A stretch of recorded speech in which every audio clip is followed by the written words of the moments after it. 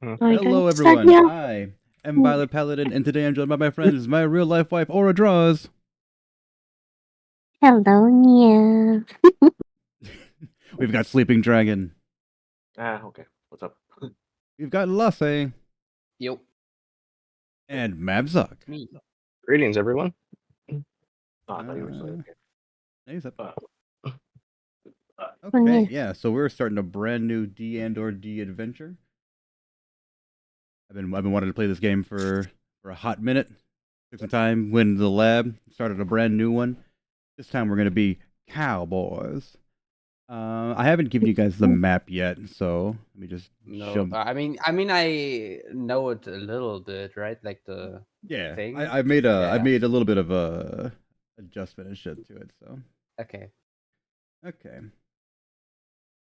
let me put it in the server. Wait, why is wait, Violet? I think you did an error. What did I do? Why? Wait, let me check my the copy of the character sheet I made. Uh-oh. Go on. I'm just gonna pull it up real quick. Okay. You go on ahead. Alright. Yeah, anything that's wrong with your sheets, let me know so I can change them. Because sometimes Yeah, my con is put in as 2. Oh no, that's not good. Yeah, that's Whoa! Wait, damn. The thing is, it's 15. Yeah, no, I'll change that right away. Okay. Damn, it's like, oof. The con of 2. It's like, yeah, let's play this. Hardcore. What was that? Hardcore mode, you know. Let's go on an adventure. Cracks, steps on the rock and dies. Right. Like that wizard meme. Yep. Yeah, exactly. Dies of 1d6 embarrassment damage. 1d4 adventuring damage. Yes. Terrible. Okay.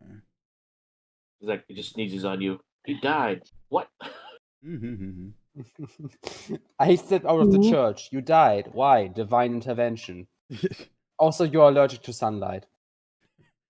You're allergic to being allergic. What?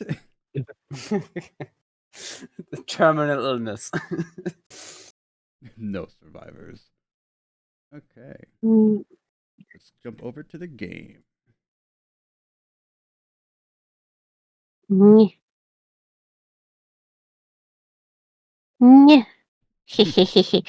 Well, the art is not complete. Yeah.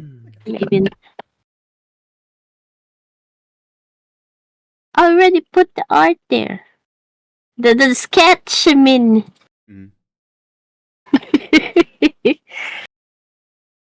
It looks good.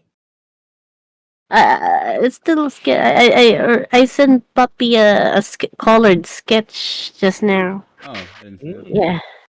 Oh, yeah, there we go. But that's still messy. It's still gonna change it. Not a big deal. That's the fun of these games is you get to do your own thing. Right, let me just change her who we are there. The Nias and the Reese. What's your Nas and your Reese, babe? That's a lot. Huh. Controversy. Fucking revelation.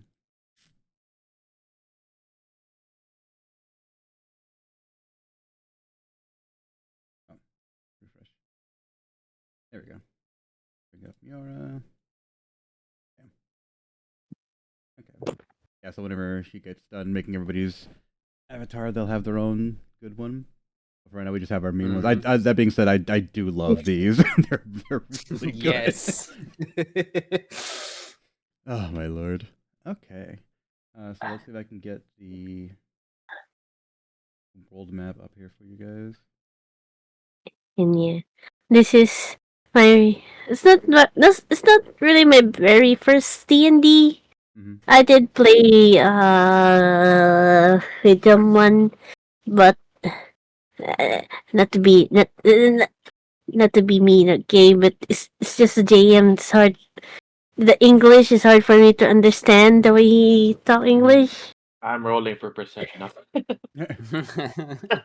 I'm rolling for insight. That's not how perception works. Yeah, no, you're fine, babe. Okay. Oh yeah. Image record. Lock this bad boy in.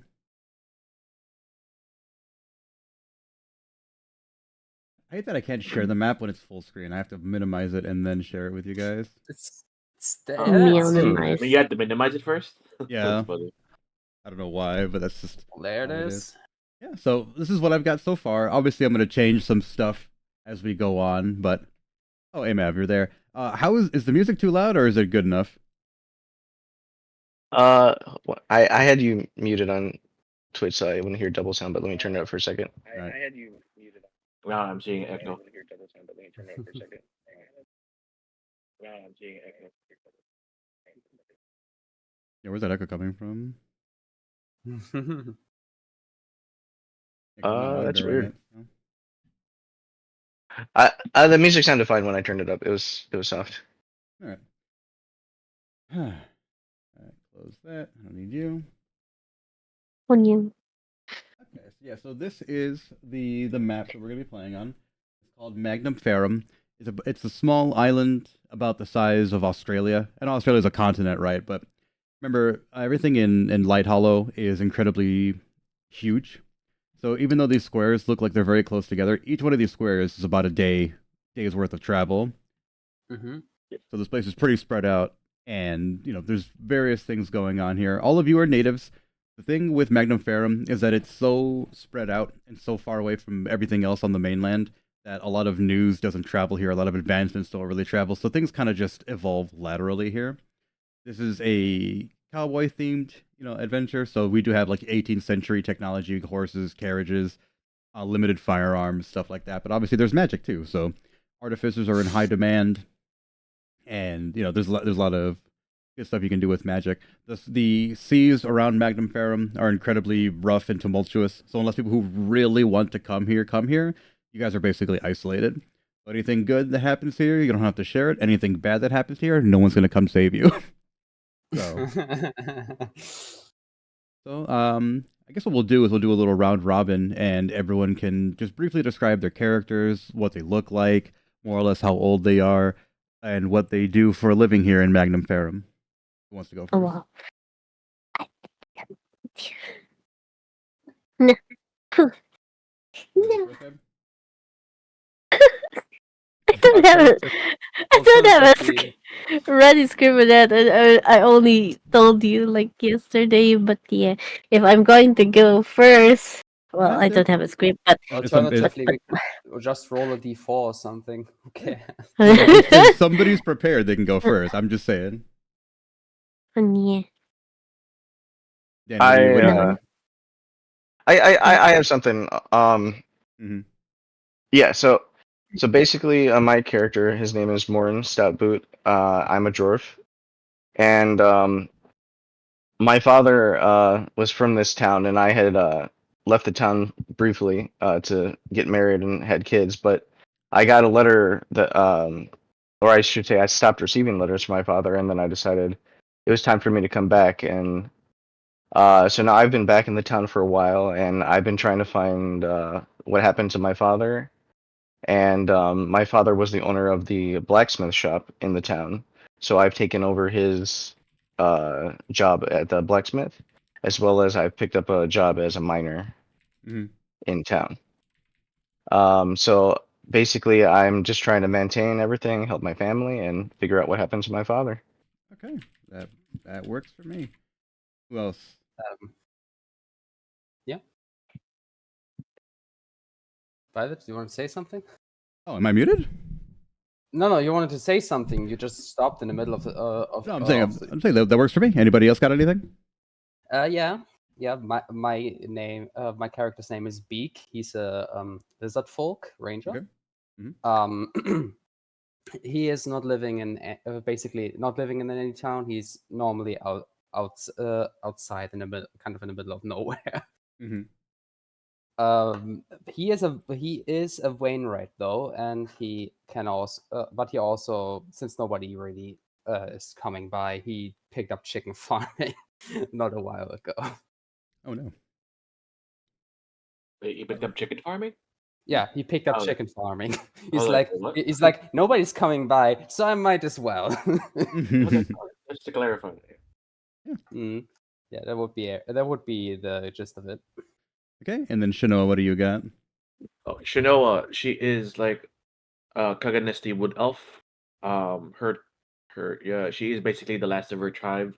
Something unfortunate happened to her tribe. They were usually nomadic wanderers all over.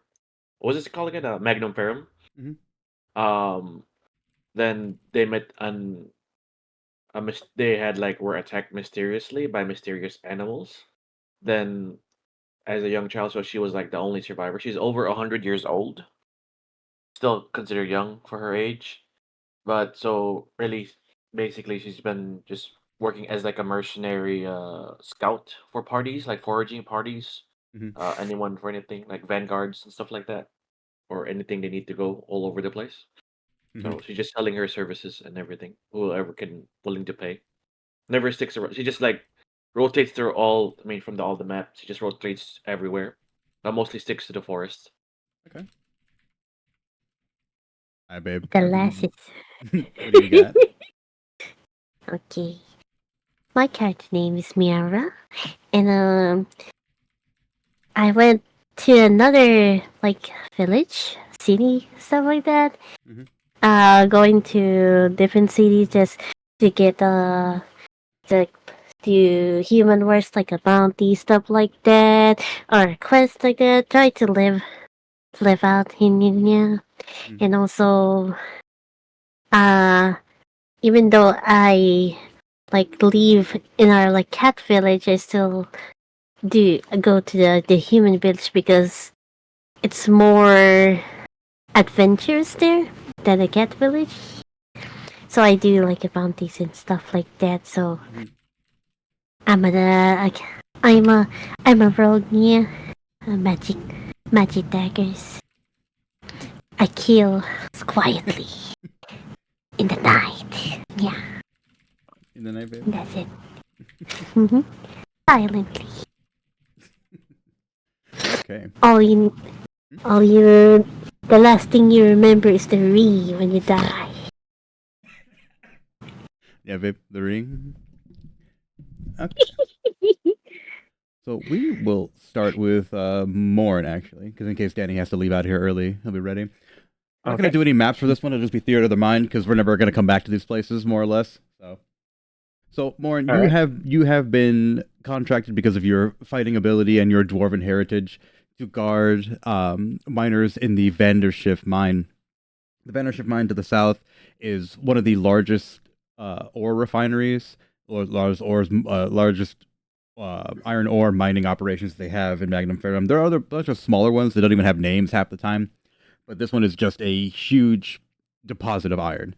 And for whatever reason, you're not entirely sure, miners tend to get killed by animals or go missing while mining deep inside. And you know there are subterranean monsters. Obviously, you're a dwarf, so you know that there are some things. But the ferocity of the attacks are very very strange. So you've spent however long training to deal with everything to the best of your ability. So you've been watching these guys for about 3 or 4 months.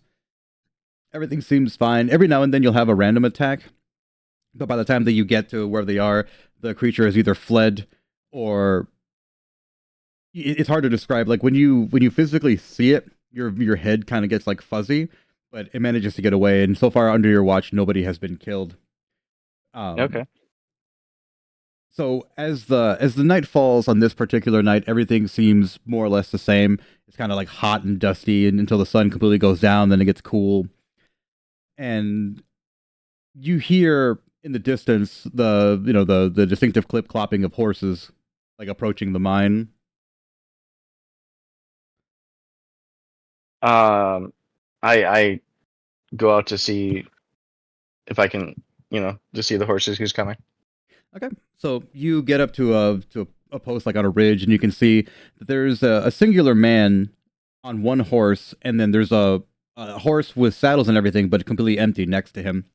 He's dressed all in black, big wide brimmed hat, long duster coat, sunglasses, even though it's nighttime, and he's just kind of like really grim, just hard stone face looking guy, and he's approaching the mine. I guess I get down to greet him and see what he's doing, what he's about. All right, so you make yourself known, and he stops his horse and just kind of looks at you, like it's hard to tell because you can't see his eyes, but he's just staring at you intently without saying anything. Can I help you, sir? He looks at you and scoffs a little bit, pulls out a little carton, like a metal thing for cigarettes, and just lights one. He's like, ha, I don't think you can, little man. Do you have some business with the mine? He dismounts from his horse, cigarette still in his mouth, and he's just like, I do, but that business is none of your business. And he starts walking towards like the mine shaft. Sir, do you have clearance to be here? He looks at you and takes off his sunglasses, and you can tell on one side of his face he's got like a really like nasty scar. He's got an eye missing. It's just like the white there. And he's just like, son, I go where I damn well please. And he kind of like pokes your chest, and he's like, and you do well to remember that. Sir, if you're not supposed to be here, then I'm gonna have to ask that you leave. He puts his hands on his hips, and he just laughs like, you can ask all you want, little man. Now I'm going to ask you. Back up. I sigh and I'm like, oh man, where's security when you need it? Your security. Yeah. I'm like, sir, I'm not gonna ask again. Leave. And I kind of tighten my grip on the pickaxe that I'm holding. So you make the grip your pickaxe. The second that you even have the thought, like the second your gloves crinkle a little bit, you feel cold steel pressed against your forehead, and he's just like, son, I'm gonna ask you to rethink it, or it's the last thing you think. I loosen my grip and I say, you're a fast fellow, huh? I suppose. He draws his pistol, puts it back in his holster. He's like, all right.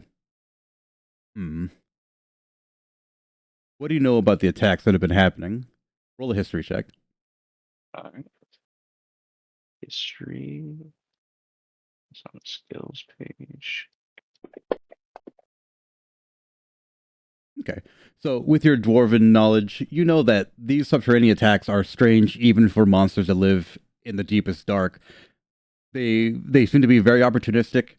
They tend to target miners who are by themselves, specifically ones that are either sick or tired. The injuries that they sustain, for the most part, you've been able to prevent, but there have been a couple that got away where like they later develop some sort of either insanity or an incredibly high fever that just causes them to debilitate mentally, and you're not entirely sure again what's causing it because it's not a poison, it's not a toxin, it's like a corruption, and those miners who receive it, if they can't be cured, they're sent somewhere else to try to be cured. But ironically enough, you've never seen them again. So you express that to him, and he says, looks like it's here too. So What's here? So he looks at you and laughs to himself. He's like, all right, you want to know? And he starts talking to you. You receive basically mental damage. Like you grip your head and you just start, you fall on your knees and it hurts just listening to him talk. And then in regular comment again, he says, all right, do you want to know more? Perhaps another time.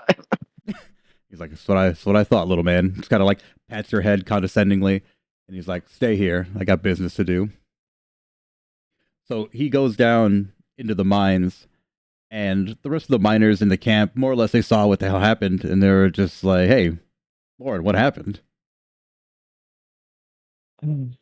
This strange fellows come here and he's looking into the the strange things happening in the mine. That's good. I guess I'm glad somebody sent someone who knows what they're doing. Not that you Yeah, don't, but it's this is some weird stuff. yeah. He didn't say who he was, but I mean, if he's here to help, then I guess give him the support. They're like, hey, that's out of our jurisdiction. We just break the rocks. So they go back to whatever they were doing. You're right. Get back to work. It's nighttime, so they're camping out. They're eating beans. They're just kind of hanging out. Lord and beans. So you're sitting there and you're watching the mine shafts, waiting for this guy to come back out, give you a report or nothing. But he does not come back for a very, very, very long time. Make a perception check. All right.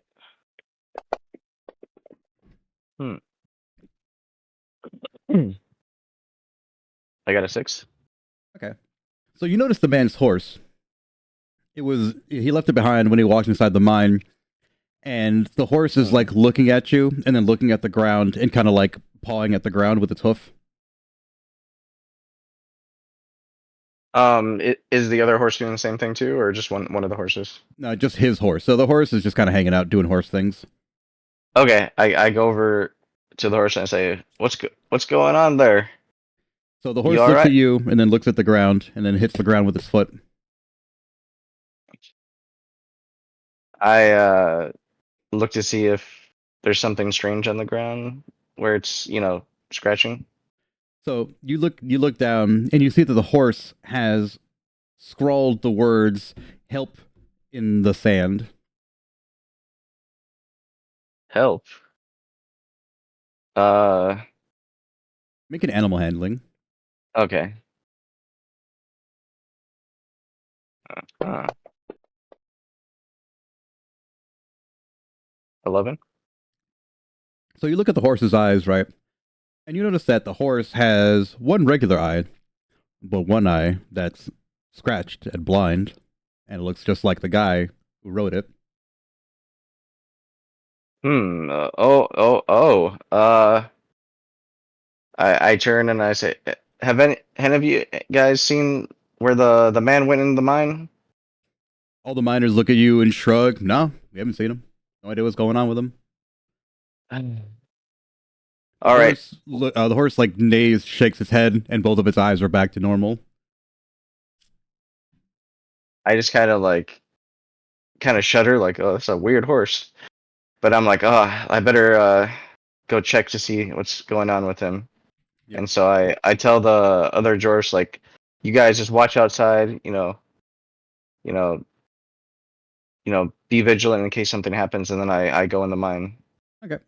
So you start walking into the mine shaft, and the shaft is a lot colder than it normally is.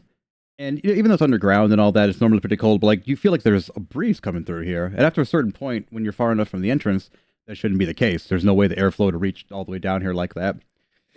But it feels like a constant blowing breeze. And you go far, far down into the mine, and you being small enough, you manage to squeeze through some spaces because you're just kind of following this breeze until eventually you reach an area where you find the man, and he is trapped under what appears to be like a landslide. But you realize that this landslide wasn't caused by like natural shifting of like rocks and earth and stuff like that. Like something clawed the ground or the ceiling above him, causing it to collapse and land on top of him. So he's pinned there, trapped with boulders like on his legs and like part of his like lower torso. And he's like, "Oh, good, managed to get you."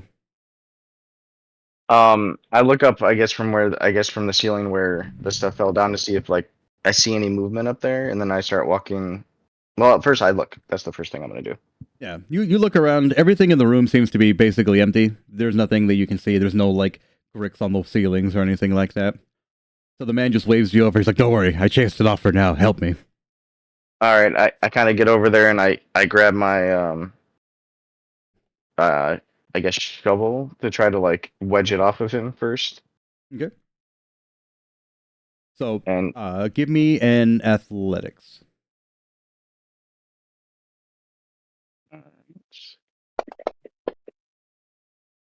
12. Yeah, with a little bit of effort, you manage to grunt and just manage to throw the boulders off. So he manages to get up. One of his legs is completely mangled and crushed. He's like, fuck. The other one is more or less fine. It's bruised and injured, but his one of his legs is just completely done. He's gonna need a cleric and some milk. I rip a part of my shirt and kind of like try to tie him up. Okay, give me a medicine check. Yeah.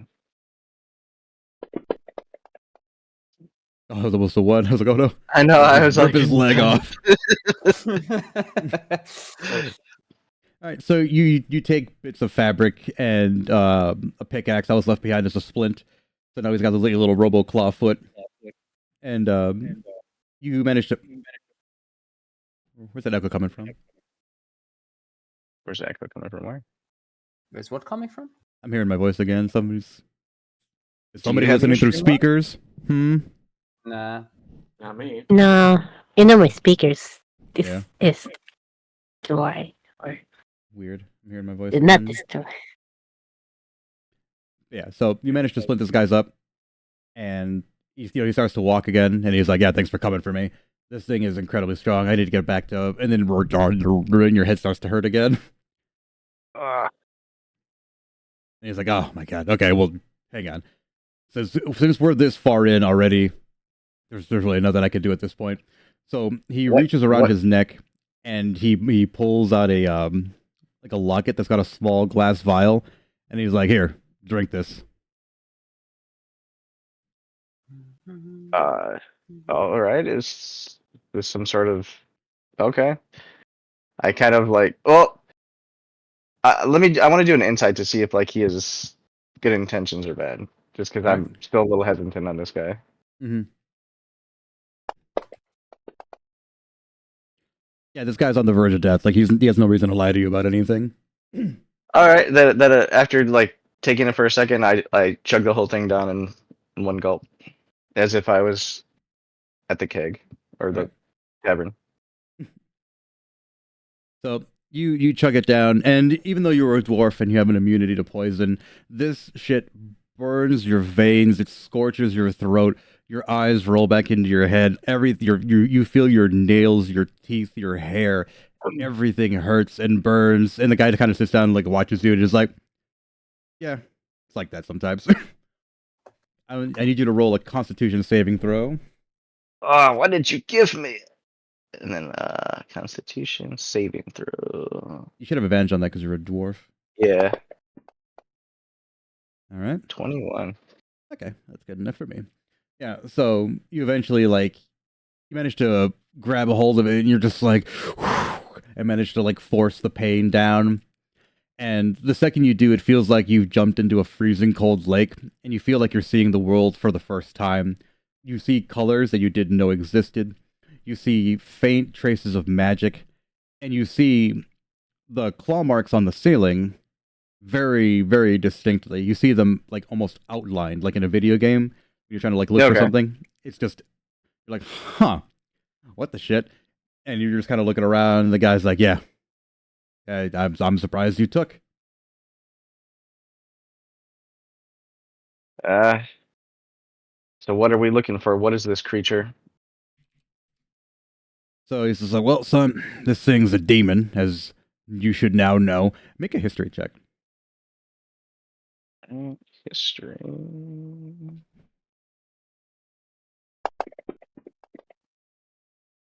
16. Okay. So now that you've ingested whatever this is, you are now able to access this man's memories, and you know that demons are everywhere. You never thought about it before. You never even contemplated the fact that demons were a thing, but they're everywhere. They're in everything. They come out of the ground at night, and people like him, they stop that from happening. You never even thought about it before, because every single time that an animal attack happened, somebody like him would just show up and be like, "Oh yeah, no, it was a bear, it was a lion, it was something." But you never thought demons. So you see the last moments before you found him, where he was valiantly fighting against this creature of darkness, and he managed to injure it severely. But before he could finish the job, the creature lashed out at the ceiling, collapsing it above him and bringing it down on top of him and managing it to escape. So he says, Which- "All right." Okay, go ahead and finish your stuff. So he's like, "All right, son, we got two options now. It's either me and you against this thing, or we can go back and get help. But I don't know if it's still going to be here by the time that we do." Which way did it go? Did it go further into the mines? Yep, it went further down into the darkness. All right. Hopefully that thing's by itself and the boys are okay, but I'll go with you. All right. So you decide to limp down into the darkness. All right, Shanoa, what have you been doing? Been hanging around by Valencia, I guess. Just looking for odd jobs willing to pay for my stay. So you are a member of the elf tribes, and the regular folk kind of stay away from you, but they know you specifically are a friend. You've helped many people through their travels across the continent.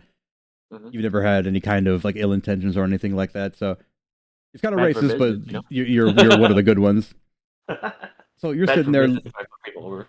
Yeah, no, you're sitting there looking at the bounty board, and you get a job to help a woman traverse through the elf tribe forest looking for something. You know that area pretty well, so this is easy money for you.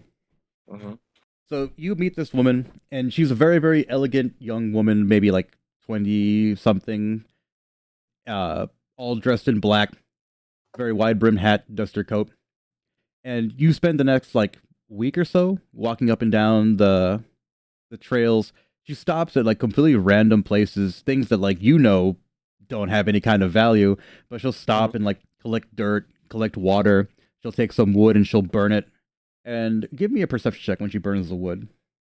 Sure. Give me a minute.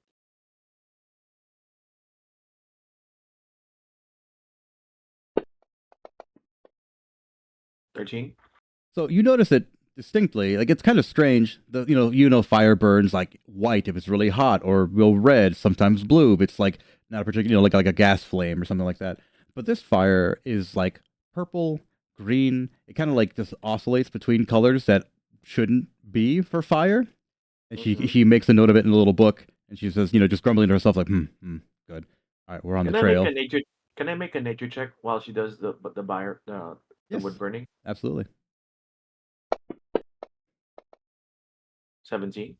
Anything Yeah, do I so notice in nature? yeah, so you notice that the trees that she's collecting this wood from look like regular trees, but you notice that their leaves are a different shape, and they look like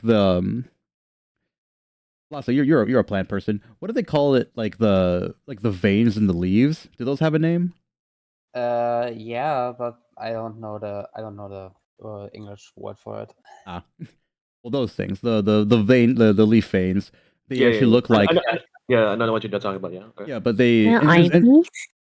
no, like it's actual veins themselves, not the vines, the veins. Like the Like things actually bring the leaf- chlorophyll to the leaves. But yeah, like Yeah. so Yeah. they pulse and move as if they were like bringing blood as opposed to just static veins. Okay. So she notices you notice that, and she's just like, no, it's all right, don't worry, no need to be alarmed. Does she ever tell me her name? She does not. I'm just observing Miss Client, because we've been. How long we've been traveling in there? How many days now? About a week, like I said.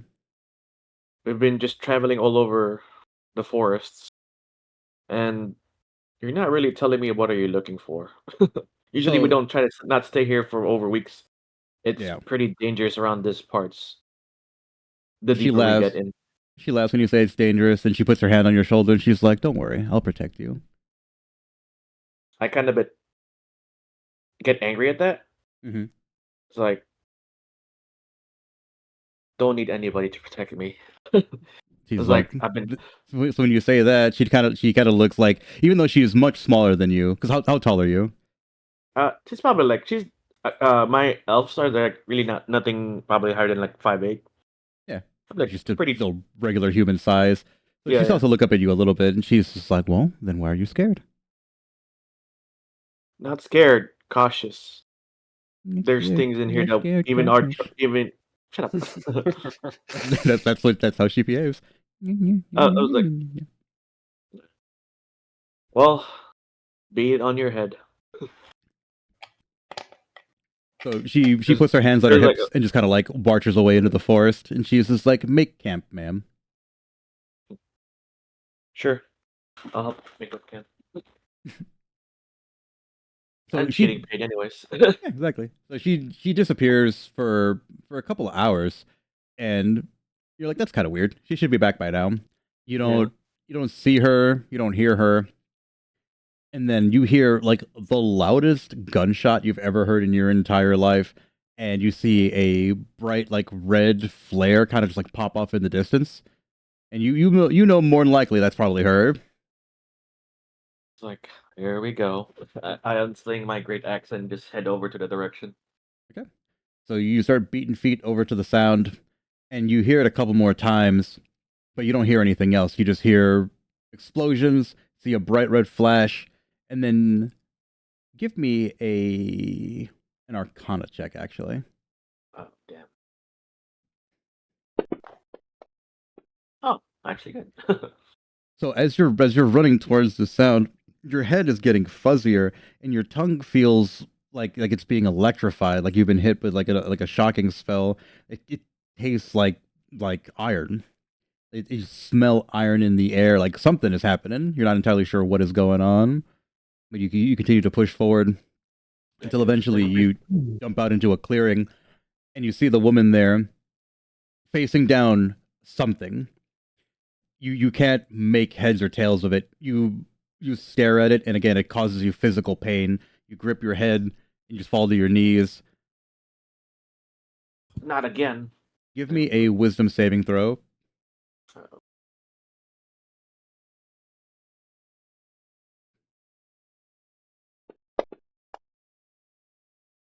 Oof. So as you sit there racked with pain, you remember this pain. It's something familiar to you, and you remember how you overcame it. You close your eyes, you breathe deeply, and you just kind of do the like beast breathing form essentially, Mm-hmm. and just let the surrounding environment tell you what is in front of you. Your brain cannot make heads or tails of what this thing is, but you do know that it is there, and it is currently engaging this woman that's with you. What do you do? Am I able to attack it while its attention is Yes. on its back? I will attack it. Right. So you lumber forward in the darkness of your own closed eyes and your like addled mind, and you begin swinging at this thing, and you know that you hit it. You connect with extreme force, and you feel like you hit a stone. Oof. I try to steady again and just try to keep hitting it. You chop and you chop. You're just slap chopping the shit out of this thing, and you could feel that your axe haft is starting to splinter, and your axe head itself is starting to bend.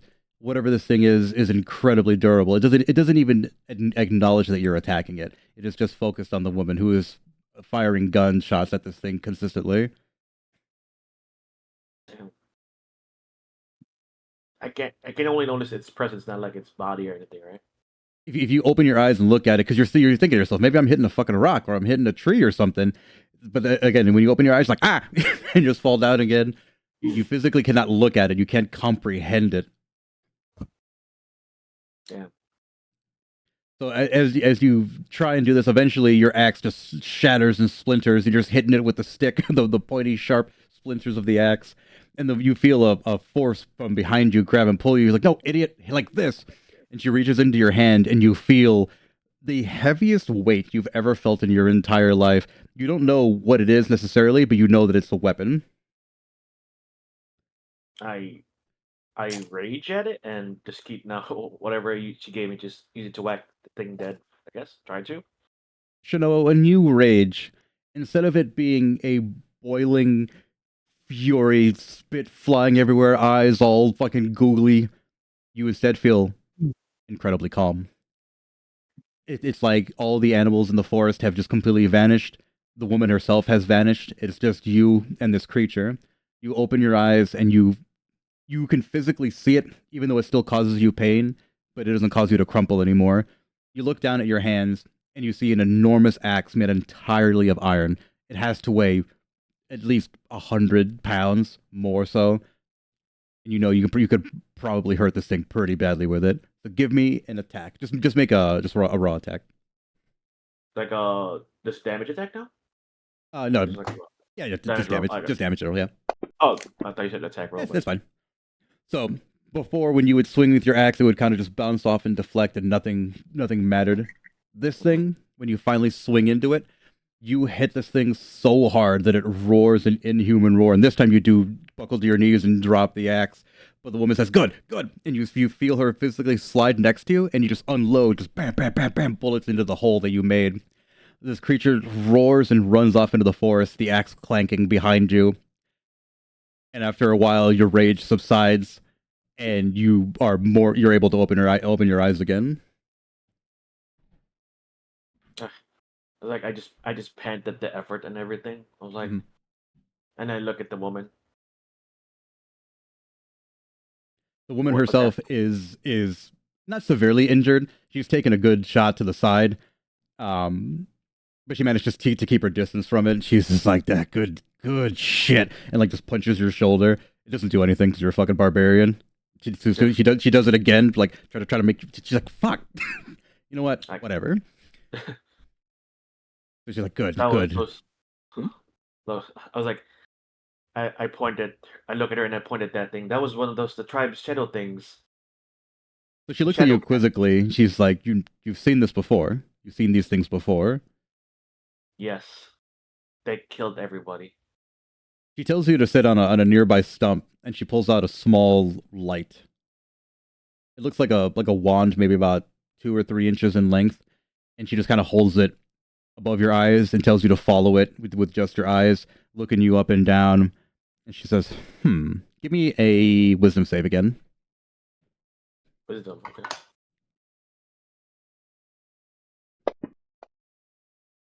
Damn, I was almost a 20.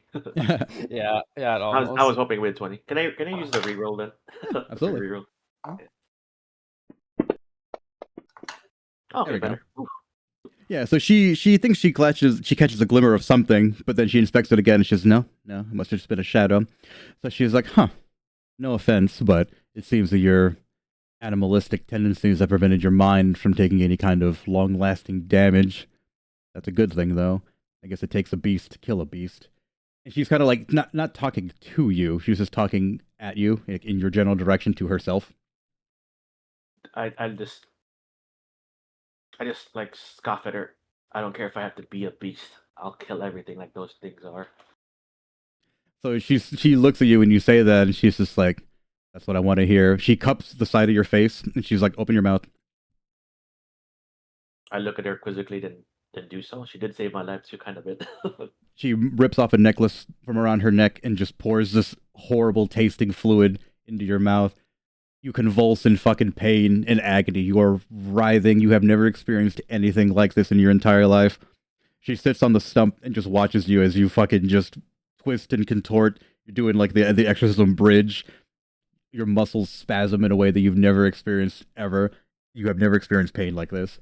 Give me a Constitution saving throw.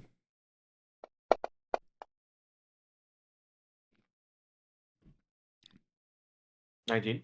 All right. So you again instinctively rage at the sudden attack on your body, and like before, instead of the normal rage that you feel, it is a cool, calm serenity. And you manage to stand up and just kind of brush yourself off, and she is just clapping. She's like, "Look at you." I go, is that supposed to be poison? No, why would I waste poison on you? Good. So she's like, "But look around." So as you look around, you notice things that, again, you've never noticed before. You notice strange, like those trees that you couldn't quite figure out before. You see that they are very much alive. They have faces. They have eyes that stare at you. They know that you know that they know that you know. You see strange insects and animals that you've never noticed before, kind of just skittering around. And you have a primeval awareness of what's happening all around you. you can taste it in the air that there's something wrong. Has it been always like this? I look at my client. Yep. So she kind of just crosses her arms and winces a little bit. She's like, "Yeah, yeah, no, it's always been like this, as far as I remember."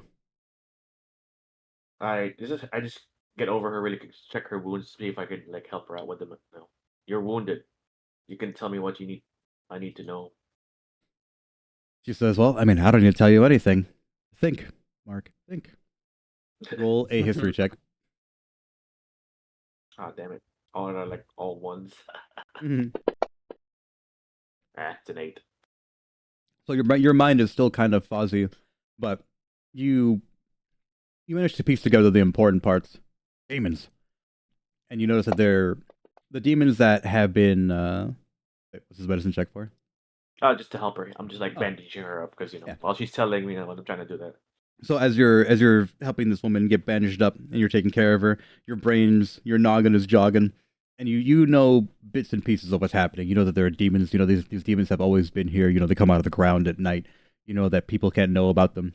You know all sorts of things that you never knew before, and then you think back to that day that you lost your entire tribe to these things, and yeah, these it might not be the exact same creature, but it's the exact same type of creature. If that makes sense, demons.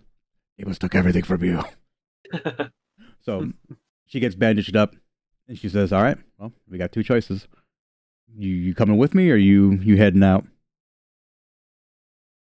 I look at her. Can't have a client dying on me. Let's go find this thing and kill it. She says, "No refunds," and just draws her pistol, and you head off into the forest. All right, Beak, what are you doing? Yep. Basically, for a while, just doing maintenance on equipment, and when sun is setting, I'm just taking care of the coop, of the chicken coop. Though not many chickens are in there, just a few. What's the deal with the chickens? Are you just don't have that many, or are they getting taken? What's going on with them? So someone keeps taking it. I don't know who. How many? But How many people live in the place you live? I mean, I'm living in the middle of kind of in the middle of nowhere. Just a few people here and there, Okay. like 3 or 5. Okay. Right. So you're sitting there working on your wagon wheels and your nails and your horseshoes and all the typical Wainwright stuff. And sun's getting low. Not quite nighttime yet, but you see off in the distance like a small dust cloud. Like something's moving at a pretty decent speed. Not like it's running from something, but it's moving quickly towards you. Mm-hmm. And as you get up to, presumably you go look at it, see what the hell it is. Yeah. And you see a man in a black carriage. He has the typical like 2-horse setup, but one of the horses is missing, and the reins are just completely shredded, covered in blood, and the other horse is not looking much better. Okay. So he's looks like he's gonna approach. He looks like he's gonna reach you probably by nightfall. So what are you gonna do? Judging by what I'm seeing, I'm preparing to repair this guy's carriage, of course. Okay. Though I close up the coop first, safety first for my chickens. Of course. So you wait till the guy approaches, and yeah, more or less around nightfall, he appears, and he doesn't even notice you necessarily. But then he sees Wainwright, and he's like, "Oh, Jesus!" Pulls his horse to a stop. The horse kind of just heaves. It looks like it's about to collapse. The wagon itself is covered in deep gouges, claw marks, scratches. Chunks of it are like blown off. Like wherever the hell this guy just came from, it was a really bad time. Oh my god, I've never seen something that's messed up before. I mean, it's been a while since I've okay, wait here for a moment. Just going and getting repair equipment ready. So the man is just like breathing heavily. He himself doesn't appear to be injured, but his clothes again are also as torn up as his wagon and his horses. He dismounts and he takes the horse's barding and stuff off and kind of like walks it over to a water trough you have. he's just like, oh my god. I didn't think I'd find anybody out here. Well, most people are like that when they stumble across me. Like, why don't you put this thing in a town? I mean, I'm glad you're here, but god damn. Exactly for people like you. I know mean, what? yeah, You got exactly me. for people like you. You got me, Scales. You guys, I got nothing on that. He kind of just plops down on the ground, and I didn't mention it before, but he's a halfling. He's just a small little man, but he's got a big black hat, little man trench coat. And he's just like, "Ooh, I am plumb tuckered," and just kind of just lays on the ground, staring up at the scars. Well, take your time. It's gonna take a while. Let's see. Just trying to fix the bigger parts first.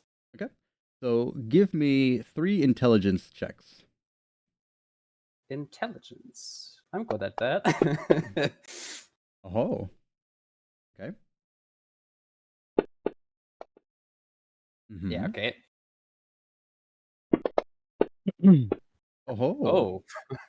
So you begin to hammer and nail and disassemble, reassemble everything, and you're making incredibly good progress to the point where the halfling's just like, "Damn, Scales, calm down.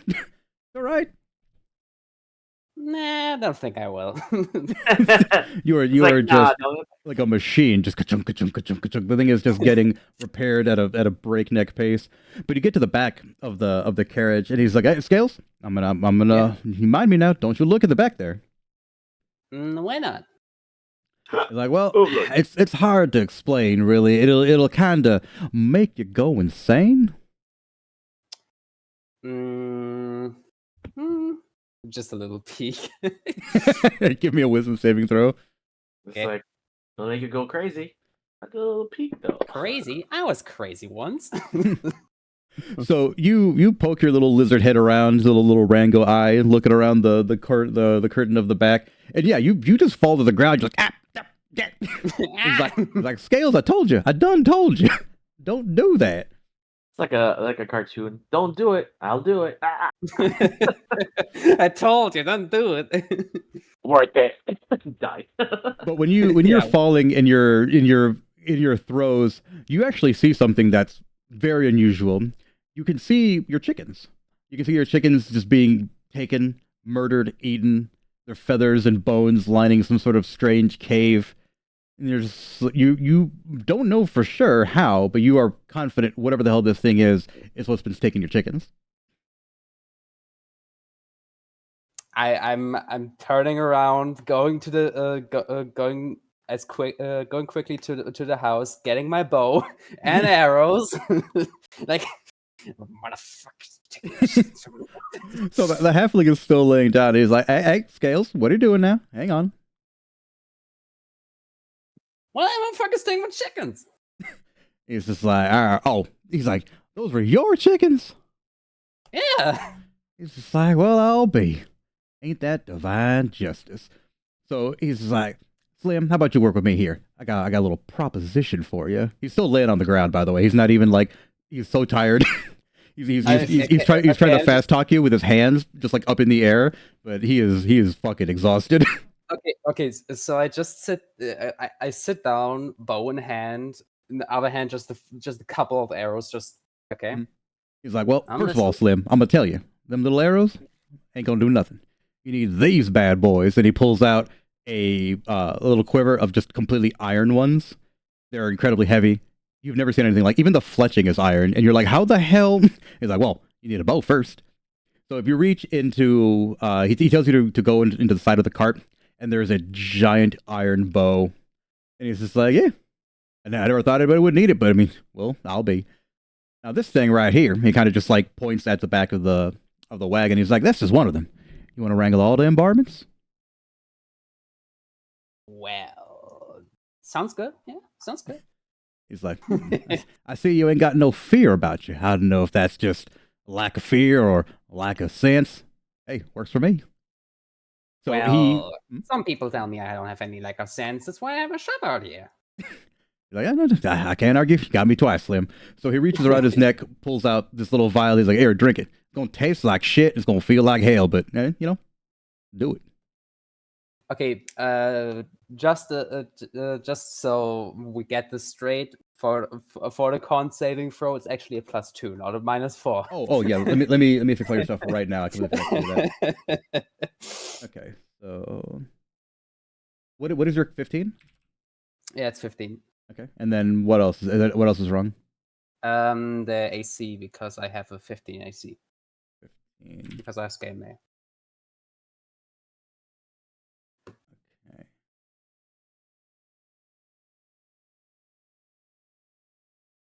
But that one's currently less important. So Yeah. yeah, I'll just look at the vial for a moment and then take it. Okay. Yeah, so as you're looking at it, right, nobody else actually looked at it before, but you can tell it's very clearly a vial of blood.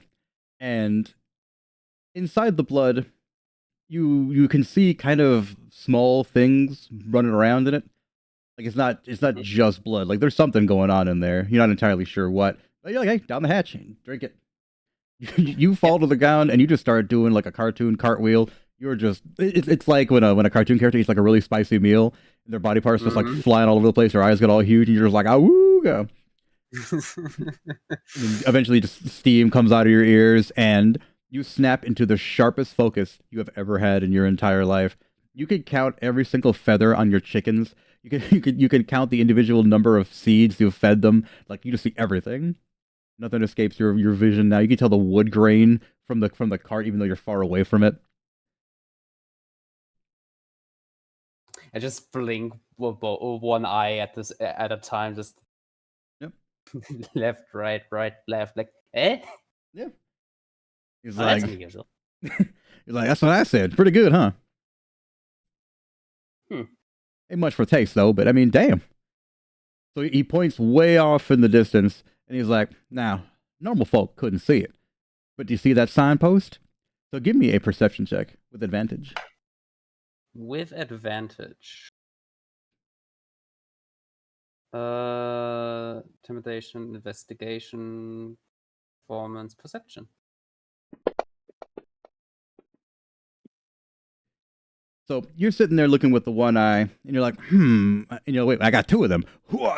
And you just focus as hard as you possibly can. And yeah, it's like you're looking through a sniper scope. It just zooms in, zooms in, zooms in, and you can see this big signpost that's covered in black.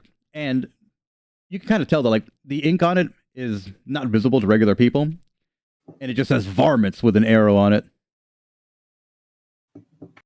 Eh? Affleck's like, yep, made that myself. Hands on his hips, still on the ground. He's like, these little guys, they are quite a problem for just one me.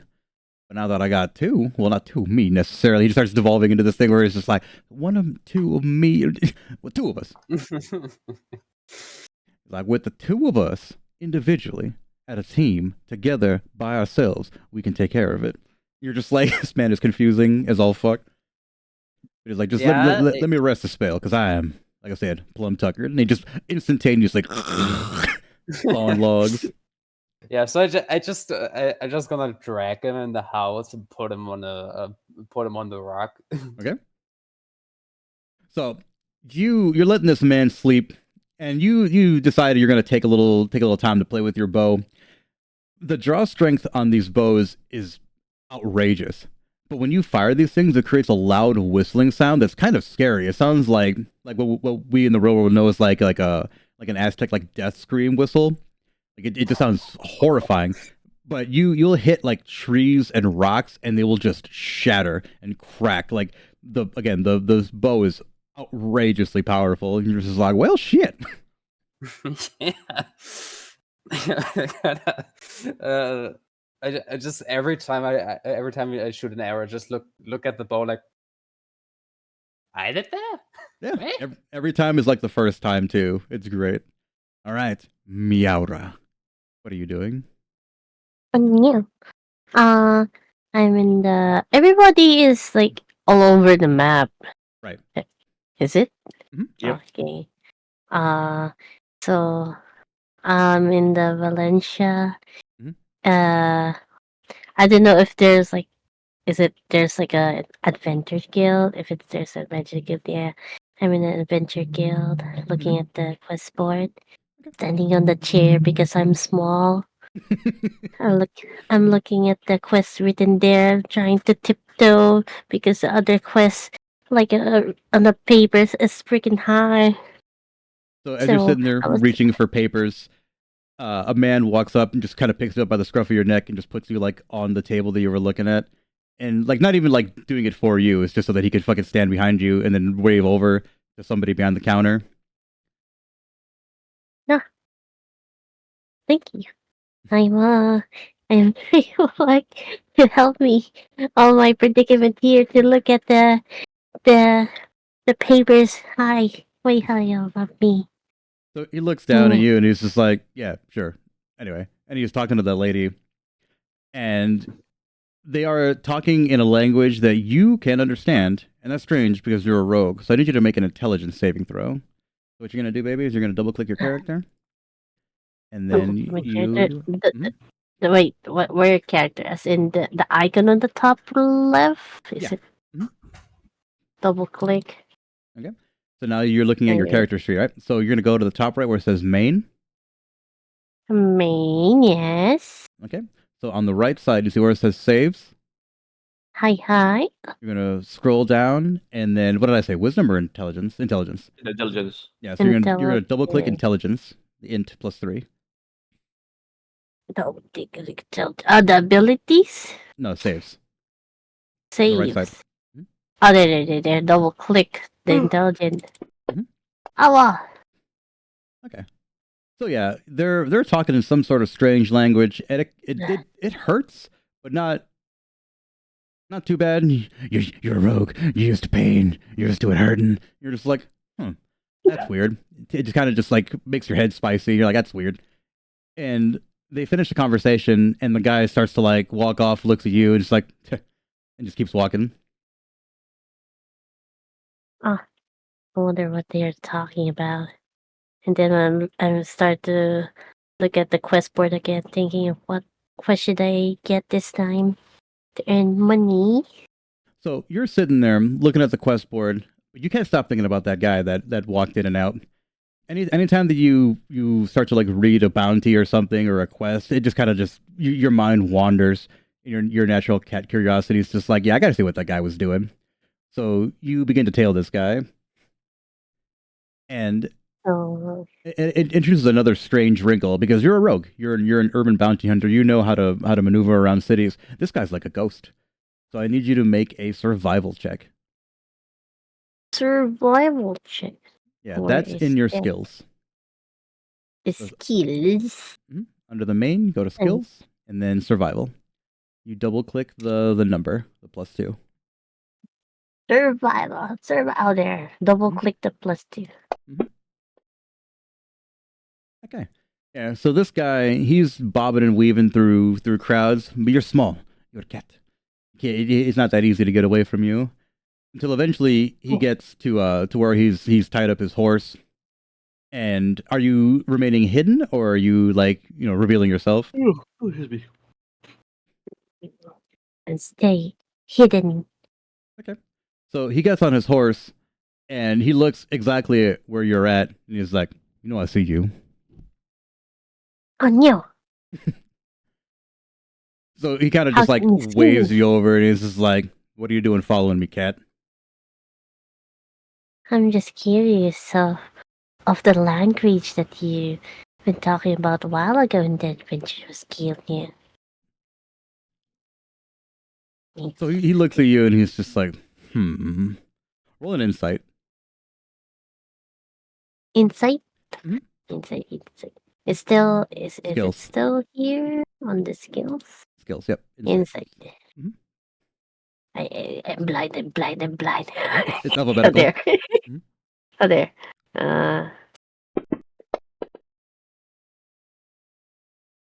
So this guy is looking at you, and you can't really tell what's going on in this guy's head. He's just like, "What the hell's up with this fucking cat?" So he's like, "All right," and he kind of just like pats the back of his horse. There's enough space for you to stand comfortably on the back of it. Yeah. I I jump on the Yeah. back of the horse. Yeah, it's an easy leap for you. He helps you up, and you kind of just stand on his back. Like people that have cats on motorcycles and they're just kind of like on their back in a backpack. Okay. So I Hmm? I balance myself on this back then. yeah, he's not running particularly fast. He's just kind of moving at a regular pace.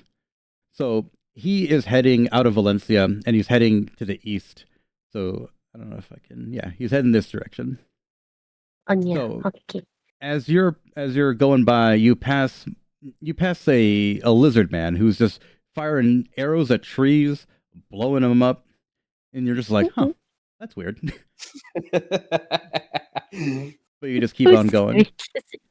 So then eventually he Yeah. makes it to over here, Fort Honka. Yeah. And Fort Honka is a semi-abandoned military fort back when people actually used to come here. But for the most part, there's only like a small detachment of people that are just there to maintain the fort because there's still like weapons and things in there. And he dismounts from the horse, kind of just picks you up by your hood, puts you on the ground, and he starts walking towards it. And I still follow him silently and looking around, like what's in here, what's on here, what's happening here. So give me a perception check. That's in the skills. And the skills, perception. There we go. Yeah. Okay. Good. Yeah, you always want at least a 10. That's usually get you over unless I say otherwise.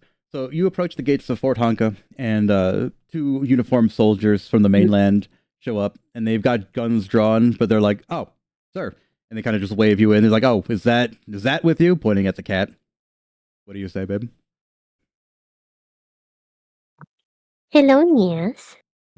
I'm The with man, this woman. the man looks down. And he's like, "Yeah, it's with me." Just picks you up by the hood. He kind of like just cradles you. He's like, yeah, "Come on, we'll move faster this way." So he's walking into the fort, and as you're walking, you can look around and you can see that there's tons of people strewn about all over the place. Some are very gravely injured. Some look like they've been torn apart by wild animals. Um, some are very clearly dead. You know, their faces covered in sheets. It Oh, looks no. like the aftermath of like an actual like military battle, but you don't know what could have caused this kind of devastation. Such devastation. So Oh, you no. keep walking through the fort, and you eventually get to like the commander's like section. So there's an old man there. He's got probably like in his like 40s, 50s, grizzled, old, clawed up himself, and he just says, "Ah," and you see, he says the guy's name or what you think the guy's name is, but again, that spicy feeling in your head happens, and you're just like, You don't really know what's Oh. going on. So he points at you, and he's just like, "Well, you got a pet now?" And the guy's like, "Yeah, I wanted to see what was going on." So they have like they just share a look with each other, and he's like, "All right, whatever." He's like, "Listen, as you know, verdant acres, overrun by all sorts of who knows what. Seems that only you and your people are good at taking care of them. So if you're interested, same old, same old." Pushes over a big old bag of gold to the guy. You see the gold, and you're just like, "Oh yeah." Money. So the guy's like, "Yeah, I'll do what I normally do." Takes the gold, pockets it, and he's just like, looks at you. He's like, "You, can you fight?" Of course I can fight. I'm a bro. Yeah. He's like, all right, we'll see about that." So he says farewell to the people inside the fort, comes back down, and then starts walking into Verdant Acres. So as you approach Verdant Acres, the bulk of the military force is actually patrolling along this fence, and you're told Nope. never to come here. You're just not allowed. If you do, you'll be shot on sight, kind of thing. But now that you're with this strange man in black, you're allowed to walk through. They open the big iron gates, and you see like a small guard checkpoint right over here. And the guy signs himself in. You try to read his name. Maybe that'll hurt less. Nope. The letters and words just kind of jumble together. It looks like an alphabet soup. You have no idea what's happening in there. The man sees you try to like read it. Your eyes getting all huge, and he's just like, "Cat." So Damn. Cat behavior. 100%. So as you're walking along this path, you start to cling to the man more and more because like this is totally unnatural. The ground looks like it's fertile and green in places, but then when you physically touch the grass, it's like soft and muddy. It looks like quicksand that you would fall in. And he's just like, yeah, cat, I'm telling you, stay on the path. If you fall in, I ain't getting you. You better hope you got none of them lives. Oh, no. 9 lives still complete. Don't worry.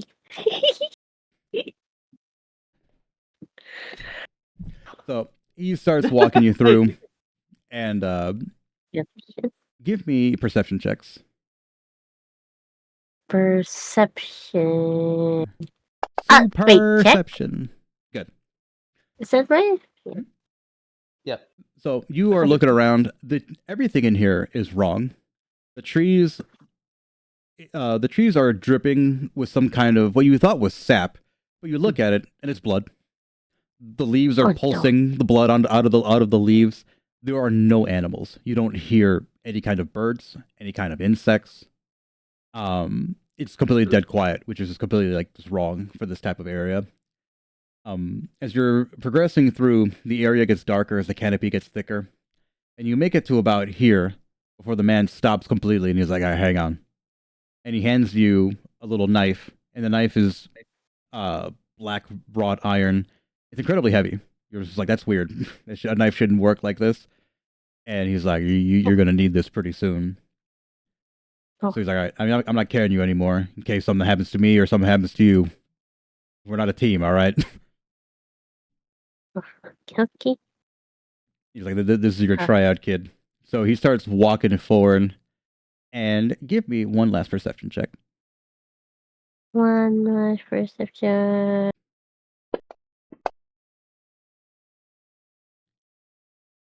In the trees, the thick canopy starts to rattle, and you can hear like hissing and clicking, chittering sounds. And as you're looking through, you can see what look like limbs. You're like, oh, there must be fucking people. But the thing is, the limbs are way too close together. It's almost like they're conjoined in the middle.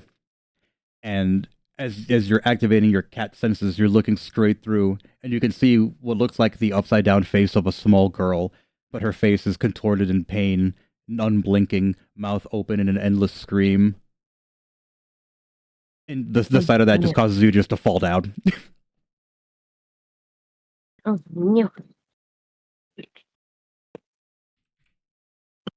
This is kind of getting creepy now. So the man steps in front of you, and he's just like, "Yep, that's what I figured." So he's like, "All right, so if you don't want to die and use one of them lives," and he just dangles this keychain in front of you. It's got like this weird red liquid in front of it. He's like, "Drink it." He kind of just stands between you and whatever the hell this thing is. What kind of liquid is this? He's like, "Well, I mean, I could describe it to you, or you could just drink it." He doesn't say anything else. Well, if this liquid is safe, then I'll drink it. As you're having this inner monologue, this creature, which looks like, actually, you know what? Let me see if I have an image of it. Pretty sure that I do.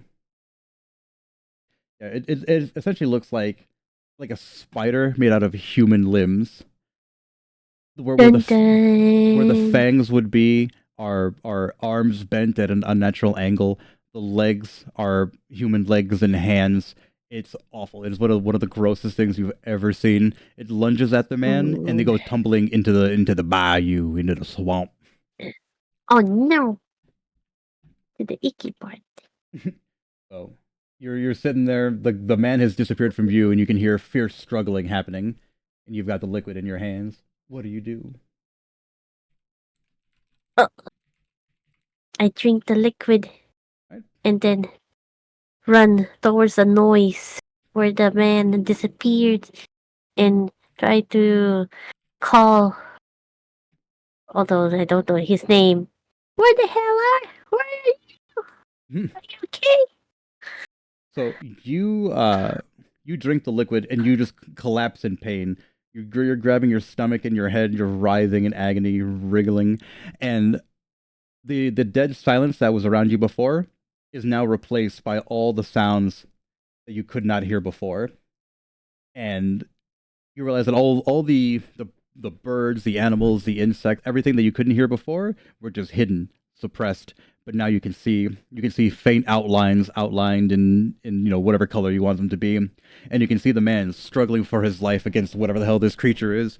As you get up to run, you notice that your muscles are moving inhumanly fast. You were just running towards this creature. I'm Run. on zoomies. Cat is zooming. You've absolutely got the cat zoomies. All right. Running it back to Morin Stout Boot. You proceed down further into the mines. Your progress is slightly hampered by the man's injured leg. So you're sitting there making your way downtown, not walking fast because his leg's all fucked up. But you're sitting there, and you're learning more and more about these demons. You ask the obvious questions, why don't these creatures, why don't more people know about them? And he explains, the more people that know about these creatures, the more powerful they become, and the harder they are to kill, because more powerful versions of them appear, more of them appear. Entire cities are wiped out. He's like, don't you think it's strange that Magnum Ferrum only has 4 named places? We used to have more, but these things they're too powerful. He's like, plus this started showing up, and he reaches into his pocket and he pulls out a strange purple gemstone. And you've never seen anything like it. You're a miner. You know every ore, every mineral, every rock, and every stone, and this is something completely unnatural. And it genuinely offends you as a dwarf. You're like, no, what is this? This is not from here. And he's like, you're right. It's not. This is not from here. This is from where they come from. And more and more places have begun to harvest it. And the places that do harvest it, they don't suffer any kind of attacks. They're always completely safe. But the problem is, when enough of this reaches a critical mass, the place that holds it vanishes completely. All the people raptured away. Food still cooking on the stove. Water still warm in the bath. It's like everyone decided to just get up and leave. No signs of struggle, no violence, nothing broken. It's one of the scariest, most off-putting things you'll ever encounter in your life. And nobody's ever come back from this? Not that we know of. I mean, not the same anyway. Well, then we best not let it happen again. He nods and he's like, yeah, no, I agree. So you proceed further down into the darkness. And you eventually reach a large antechamber. And there is what appears to be an amorphous blob just kind of hanging out. And the man he sharply inhales and he's like, wait, that's it. That's one of them at least. So he's just like, these things never move by themselves. So pay attention, look around, see if you see anything, and make a plan before we get in there. I look around. Give me a perception and investigation. All right. So first is perception. 9. Okay. And investigation is a 7. Okay. So this area is kind of causing you problems. It's non-Euclidean. The areas don't make any kind of sense. You'll walk into a cave and then you'll come out on a cave way above it, even though you should be on the same level. You'll try to drop a stone down to see how far it goes, and it'll hit you in the back of the head. This area is just messing with your brain. Something here is very, very strange. I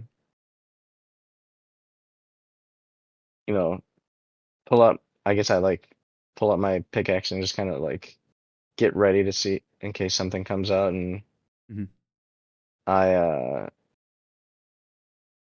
start, I guess, advancing towards the blob slowly. Okay. So you do your best to try to advance towards the blob. At times you feel like you're walking against a current because you're walking forward and then you're trying to get closer to it, but then you appear backwards. You appear further than when you started. So then you try to walk backwards towards it, and that seems to give you a little bit of progress. But then you look and you're off the side of it until eventually you just take your pickaxe and you just kind of just dig it into the ground and you just make a straight line. And the scraping kind of just like brings stuff into focus, and you just walk with it and you always check to make sure you're moving in a straight line until eventually you reach the blob. It is about the size of the bean statue that we have in Chicago, so it's about like maybe like what 40 feet tall, very very wide diameter, but it's just an amorphous blob. It doesn't have a face, it doesn't have anything. It just seems like a pool of darkness. Um, I I pull out like one of the mining lanterns that I have on me and just try to see if it can penetrate the darkness. Okay. So you pull out your lantern, and the lantern is instantly snuffed out. You try multiple times to get it. It just seems like this blob is just absorbing the light. Hmm. So the man with the injured leg, he's like, nah, that's not gonna work. Here. And he takes the crystal that he had and he throws it to you and he's like, put that in the lantern. I do as he says, and I uh put it in the lantern, and then I try to shine it to the shadow again. So you put it in the lantern, Hmm. and the glass around the lantern just gets replaced with the crystal. You light the lantern, and it creates like a laser effect, and you hear the most inhuman roar you've ever heard in your entire life. It's not great. You're legit shook. Give me a wisdom save. All right.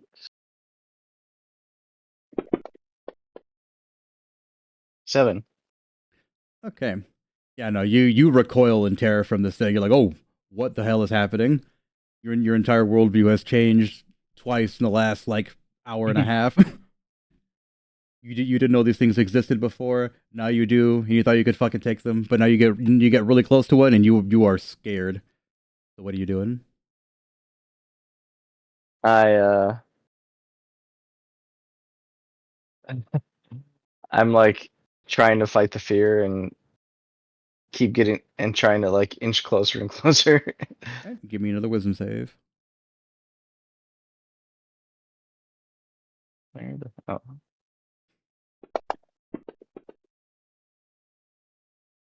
An 8 this time. Okay, so you're still shook by this thing. It's rocketed to your core, and then the man eventually limps down, and he's just like, "Son, if this is too much for you, just turn back. I'll do what needs to be done." Then he pulls out a gun. I'm not gonna leave you by yourself. He's like, "Well, you I ain't said doing I me much help good you. right now, I'm anyway, here. kid. Get out of here." He kind of just pushes you back. I I try again, but I don't know. I take my action, try to start digging the straight line again to kind of like Mm. get my focus again. So he looks at you and he's just like, "All right, here." So he takes that crystal and just smashes it into the side of your axe. Your axe is now crystalline. Give me a wisdom saving throw with advantage. Wisdom with advantage. All right. How do I make it advantage? Yeah, there's a button you can Bottom click on the left. lower left.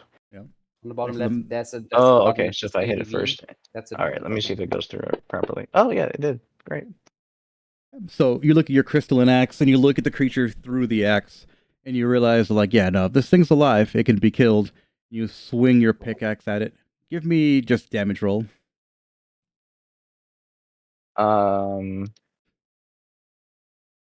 Okay. Let me see.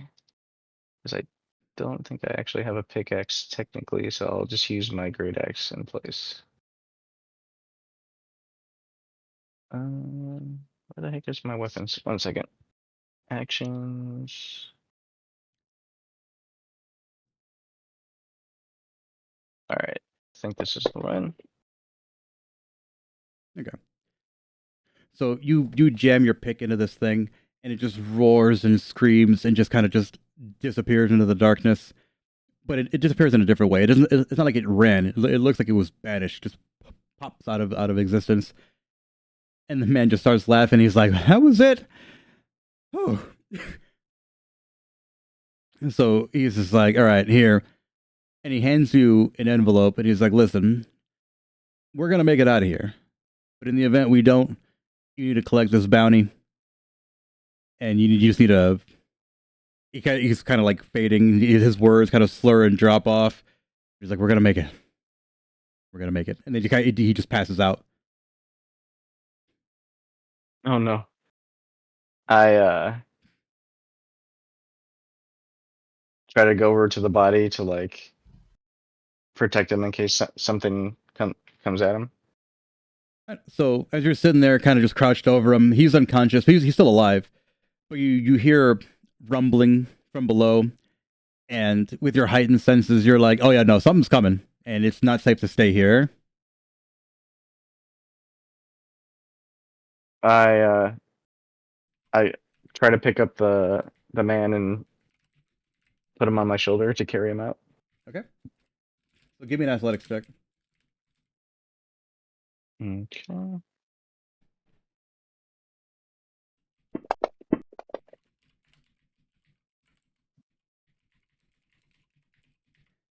24. right, good. Yeah, so you heave ho over your shoulder and you just start boogieing on out of here.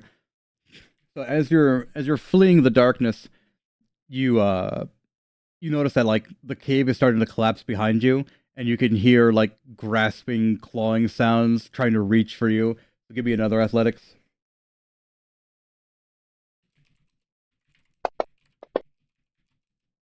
17. Okay. Yeah, no, you're vaulting over things. You're throwing them and catching them to get over things. You at one point you have to like one arm climb up a wall. I mean, you manage to get up to where you're going, and eventually you reach the sunrise, and you look down at the man, and he's dead. Oh no. What? Give me an investigation.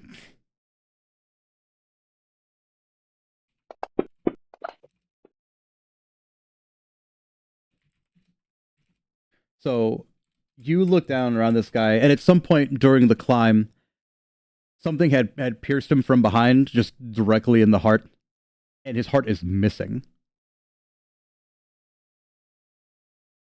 He didn't make a sound. He was unconscious, and you couldn't know because you were trying to escape whatever the hell got him.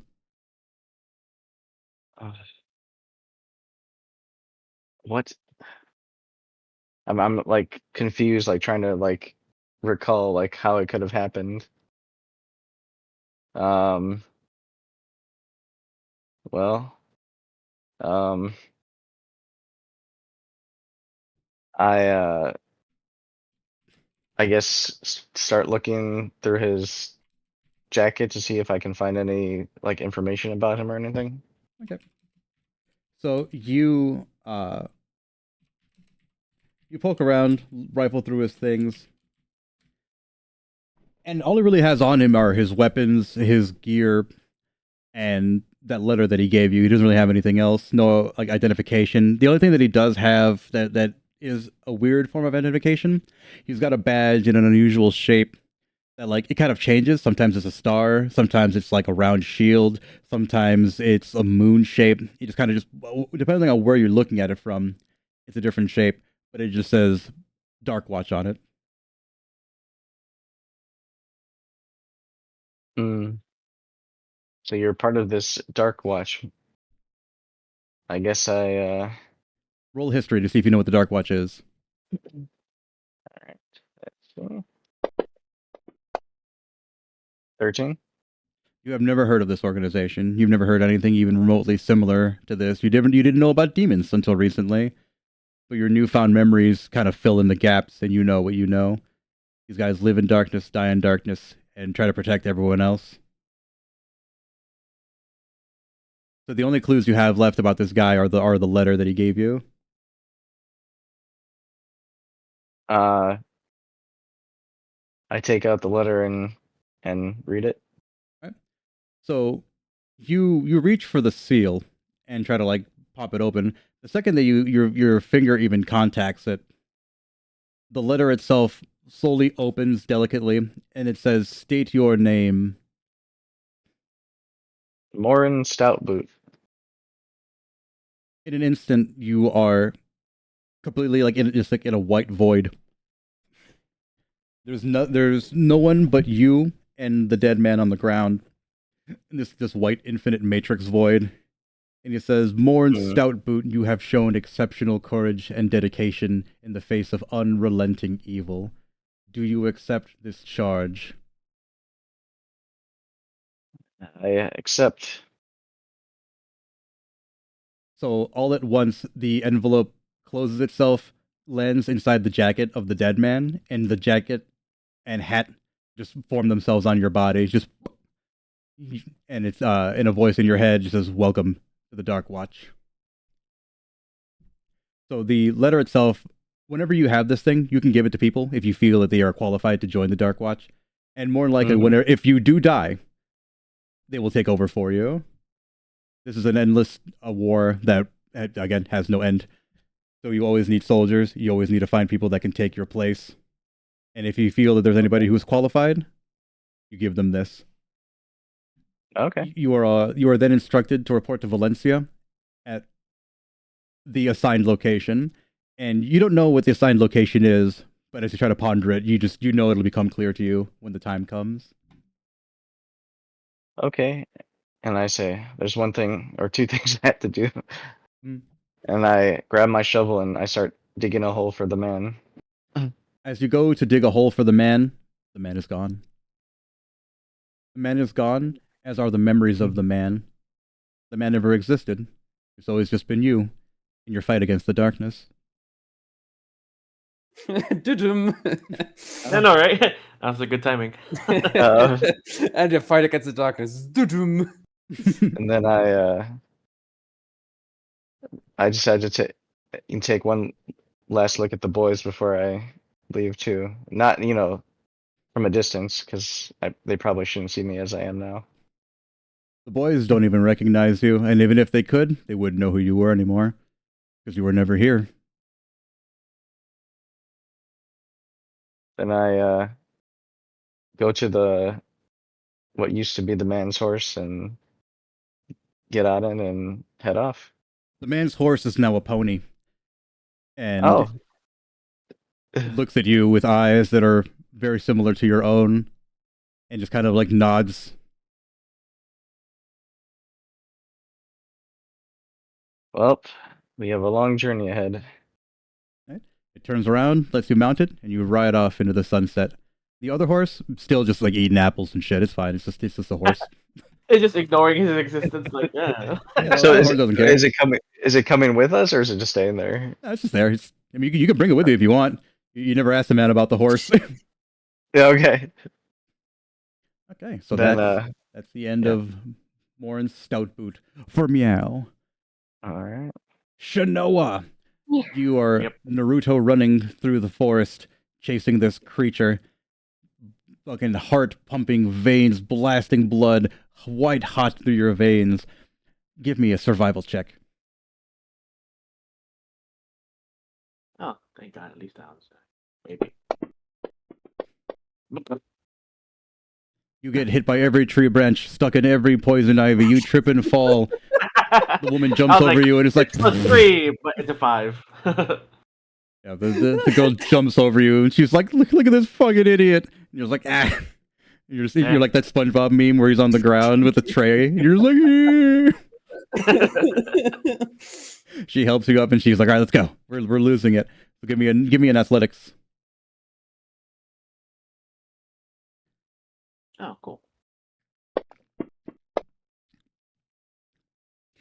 So now that you're told where to go, and you don't have to track this thing because you are just blind with rage. You're just following the woman. You are just like a train running off the tracks. Trees crumble before you. Rocks get pounded into gravel. You're just choo choo, motherfucker, just running straight through the forest. And she's like, "Oh yeah." And she's like, "Oh yeah." So, Oh man. you burst into a clearing, and you are just in a small patch of like you know where you fight the boss at the end of Snake Eater. Yeah. Oh Lord. It's just like that, but it's not like white flowers or anything. It's just a big patch of grass surrounded by trees, and this demon stands before you, and what appears to be like a gross mockery of your tribe's culture. It's got a headdress on, but it's just wrong. It's got your robes and thing on wrong. It's using your weapons. They're bent and curved and cruel, and this thing is just like one more for the slaughter. So We shall see who gets slaughtered. Another one. Foolish elf, you played yourself. So No! It's like, so you are all locked in mortal combat with this creature. The woman is firing off white hot fucking fire, just absolutely ripping holes into this thing. But as the bullets impact, the creature regenerates. You chop into it, and it regenerates. What is your strategy? Do I notice anything from it? Can I perceive anything? Is he like using up any kind of energy as he regenerates? Give me a perception.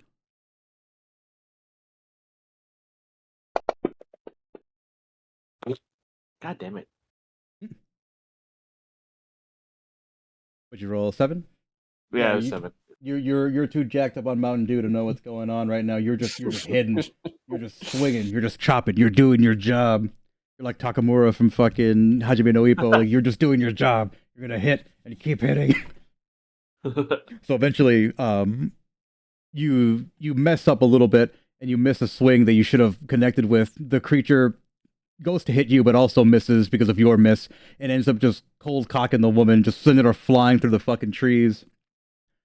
And then it leans down over you. It's hot, nasty Ferris breath just blowing in your nose, and it's just like, do you want to know what your tribe felt when they died? I'll also use intimidate. I counter intimidate that bitch. All right. These are all good. Nah, damn it, just 10. So you try, and you're like, yeah, fucking try it. Your voice cracks super hard. I know, right? Damn it. So it laughs in your face. I need you to make a contested strength check. This is going to be for all the beans. No, check. Just a check. Strength check. Okay. Can you beat my 15? Oh my lord! So you swing at this creature with all your strength. It swings with all of its strength. You're powered by just the white hot rage flowing through your veins, and you know that normally you wouldn't be able to do anything to this thing. But as you're swinging, you feel several sets of hands around the haft of your axe, and with it, you cleave this thing in two with a tremendous crunch. It sounds like you broke a tree made out of stone. Oh shit! You hit this thing so hard, its kids will be born bruised, and it it disintegrates. And you know, at least for now, your tribe has been avenged. I just fall to my knees and like murmur like something in Elvish, thanking my ancestors or something. You just do the Billy scream from Predator. Then a couple of breaths, and I try to check on the woman that got back. Did she get backhanded, basically? Yeah, she got basically sideswiped by the creature's weapons. You got sent through the trees. So as you stand up and you're praying to your ancestors, you look around and you see essentially them, ghosts, images, flickering just like out of the side of your eyes. Like you can't tell them necessarily, but you know that they're with you. So as you're walking over and you find the woman, she's impaled from behind on a tree. It's going through like necessarily her kidneys and her liver. And she's just like, oh yeah, they got me, bro. Shit. I just apologize. She's like, I guess you don't do refunds, huh? I just grinned weakly. Yeah.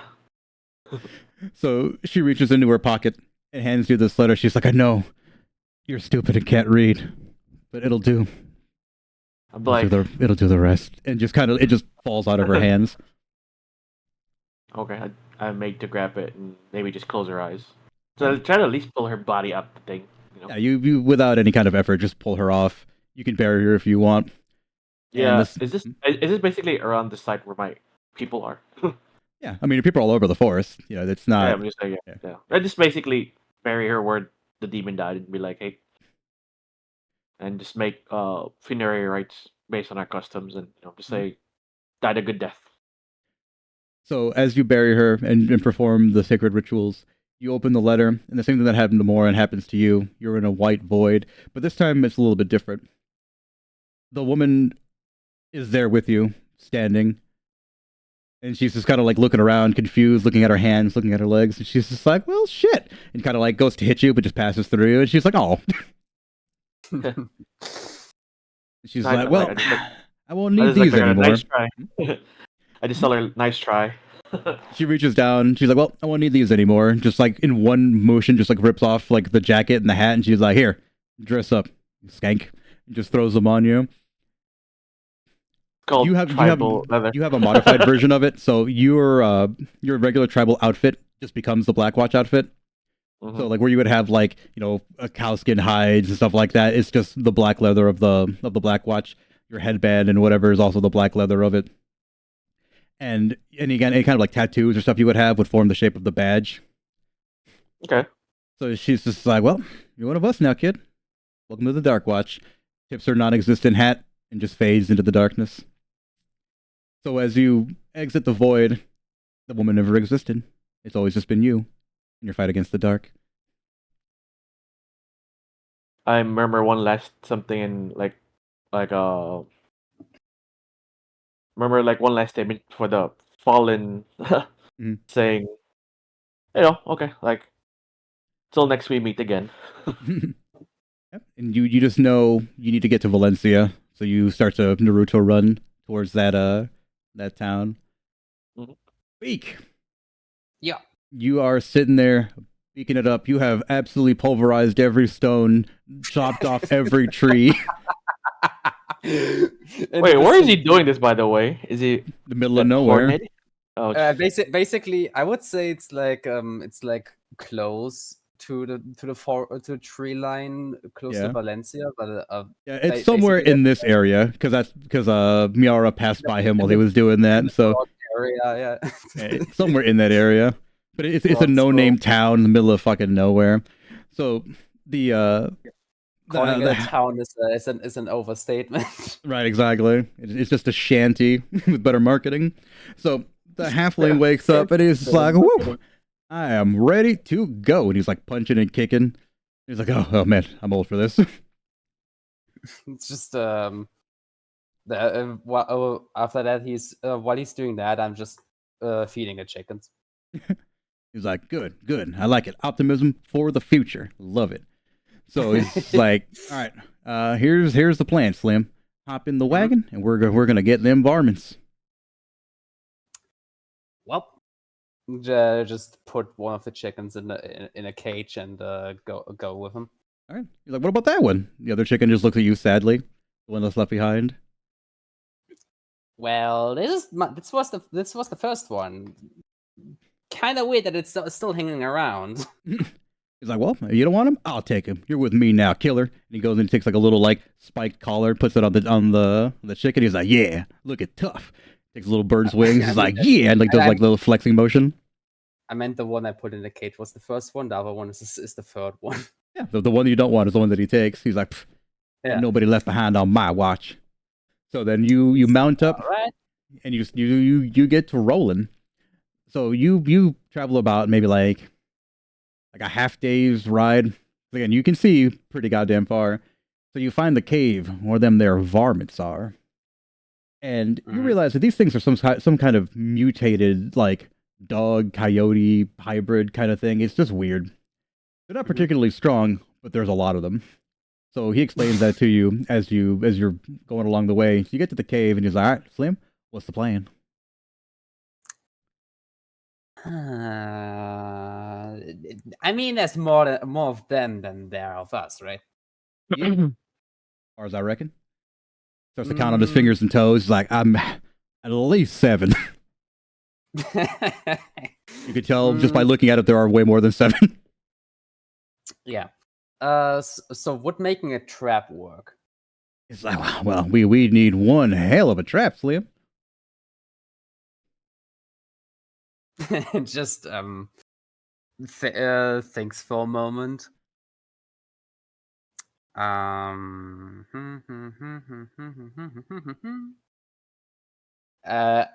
Is there anything around the cave that I could use? So the cave itself is built kind of strange. It's a giant open area, but there are definitely like stalagmites and stalactites you could hide behind, and you could drop them on creatures if you hit them hard enough. Like if you had, I don't know, like a giant iron bow that breaks rocks, you could definitely fucking crush a bunch of them. I don't see them yet, right? No, they don't see you, and you know that they're in there. Oh, that's something else too. All of you individually who've contained or who've drank the blood, you can feel when they're around you. You know, like not necessarily how many there are, but you know that they're there. It's like the Mhm. Witcher's pendant, basically. Yeah, or like the Grey Warden's thing. Yeah. So, what are you usually fighting? What's up? Asking what weapon you're using. He's like, well, I got old Betsy here, and it's this enormous blunderbuss. It's like quiet as a thunderstorm, just as relaxing too. You look at that thing, and you're like, that thing is louder than shit. Then you realize he didn't even fire it yet. I just look at it and I'm like, damn, this will wake up the people all across the realm. all of China will know you're in this cave. So when he says quiet as a thunderstorm, you look at this man and you realize that he's fucking deaf. Like he's just been reading your lips. Oh my god. I'm just blinking for a moment and okay. Okay. How long will it take to make a pitfall? Make a pit trap? Yeah, a pit trap for like 5 of them. He's like, So, just see here. I'm going to roll 1d6. Oh, yeah. Man. He's like, well, Slim, this stone here is mighty hard. It'll take us a couple hours, I reckon. Before sunset, right? Yeah. Good.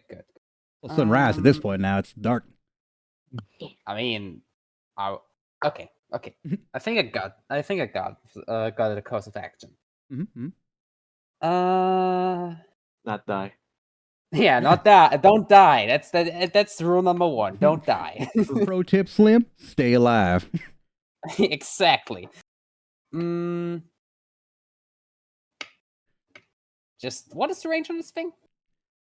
If you see it, you can hit it. Okay.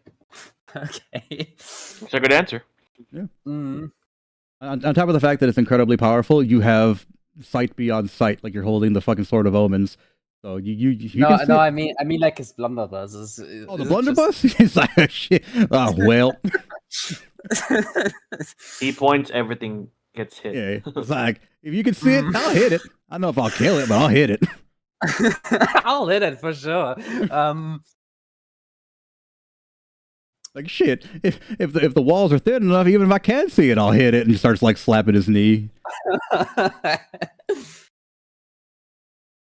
Okay, I would like to try and sneak in a little. All right, give me a stealth. And they're going to roll on a...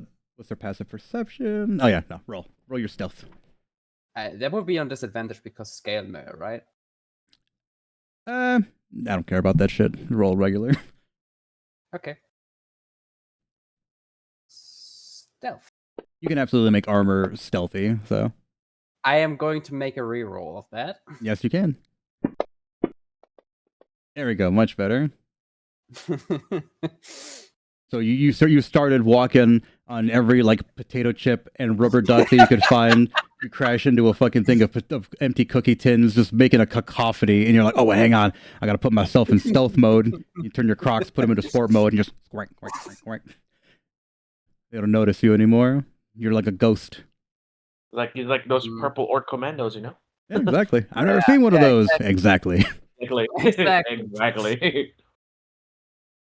So you infiltrate the cave and you find a bunch of them just kind of like sleeping around. One very large one, and it's weird. You have a very strong connection to your chickens, and you recognize the beaks and bones and everything. Like you know that these are your chickens. Like these assholes have been stealing your chickens. Yeah. So is there? You said there were stalactites. How Yes. many are above the sleeping ones? Enough. Enough. Okay. But one for the big one as well. Or Oh yeah, just... an enormous one for that big one. Perfect.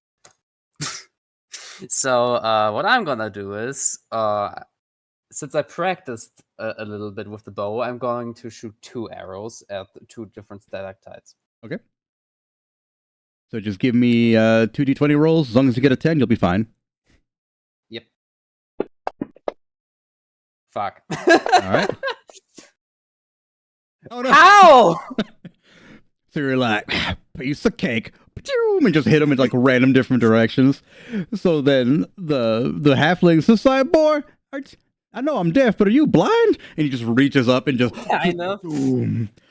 I need you to make a Constitution saving throw.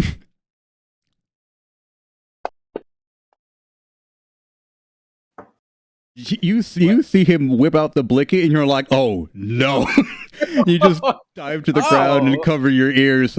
You even on the ground, your teeth click together. You bounce up a little bit. The sheer force of this halfling's weapon, the entire cave starts to collapse as this fucking cannon shell impacts the ceiling, and stalactites fall, crushing a lot of the demons. Some of them wake up and try to flee, and you feel him tugging on the back of your shirt. He's like, "Come on, Slim, let's go. Ain't no time for napping." Yeah, you're right. You're right. Make a athletics. Athletics. Okay, athletics.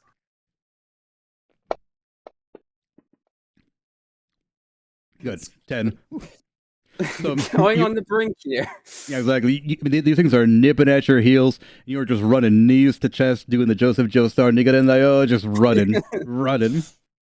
So the halfling over his shoulder just fires blankly, just obliterating demons, but more and more keep spawning as you're running out of the cave.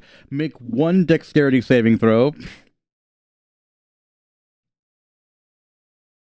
Oh wait, that's abilities. Oh fuck! No! So you realize you're almost at the end of the cave, and you're like, all right, I'm gonna make a dramatic dive. The girls are gonna be watching. They're gonna be hella impressed.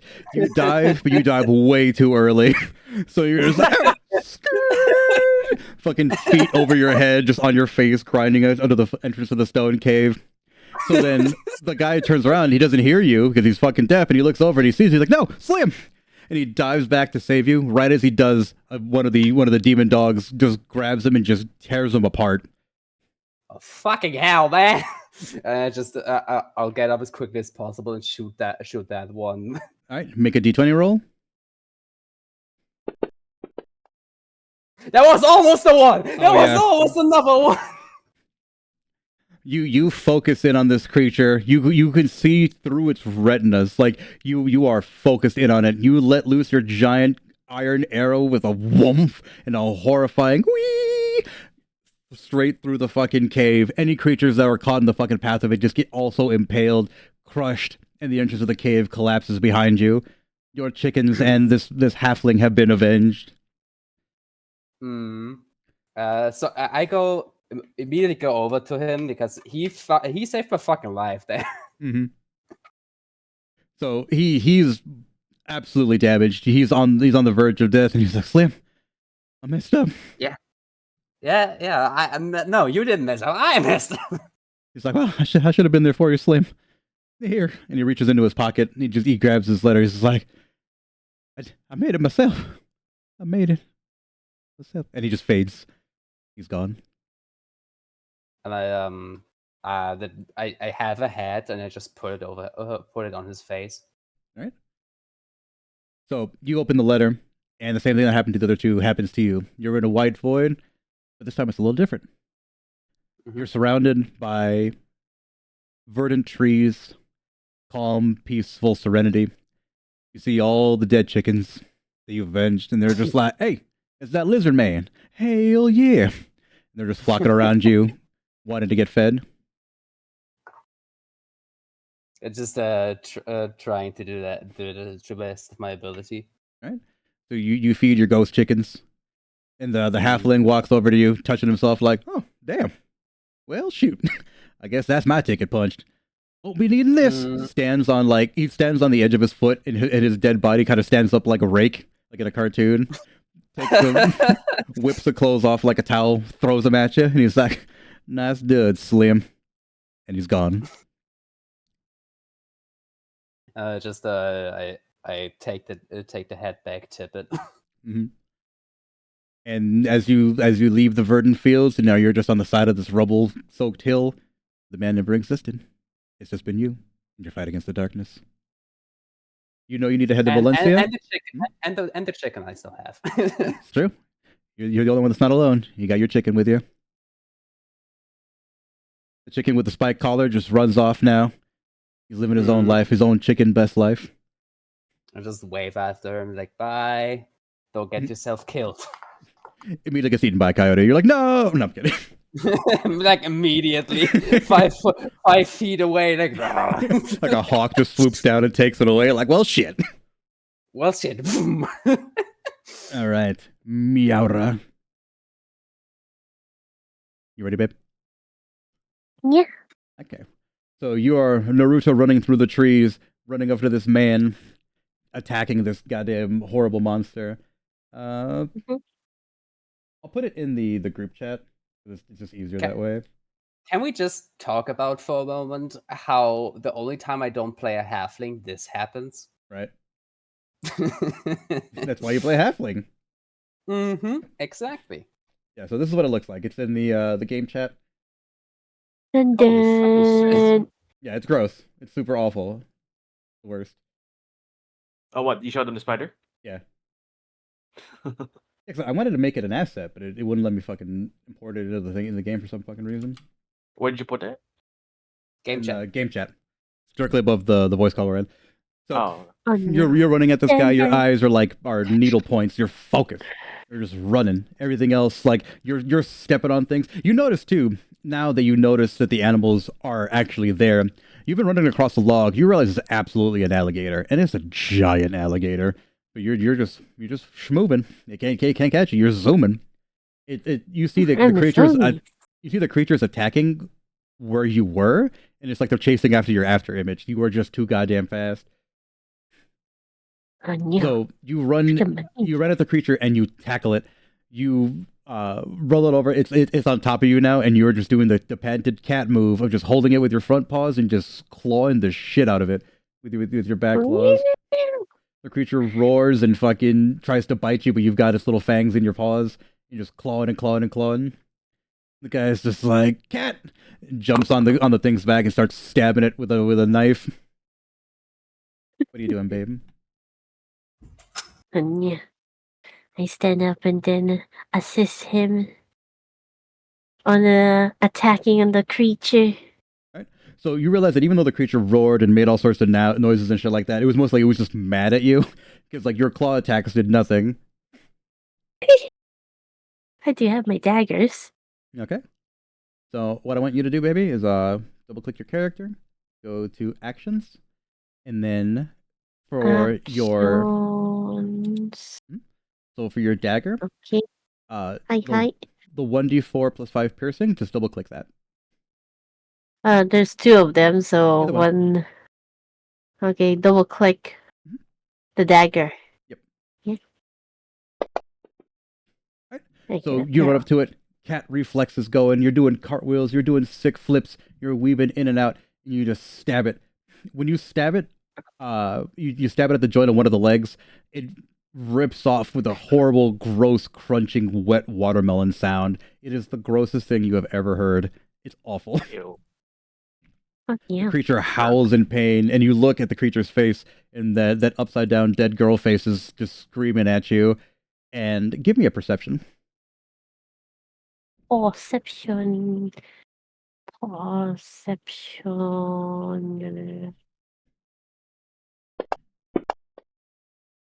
Nice. You just barely make it. You hear for a faint moment, you hear it go, "Help me." No. You say no? Sit down. Oh.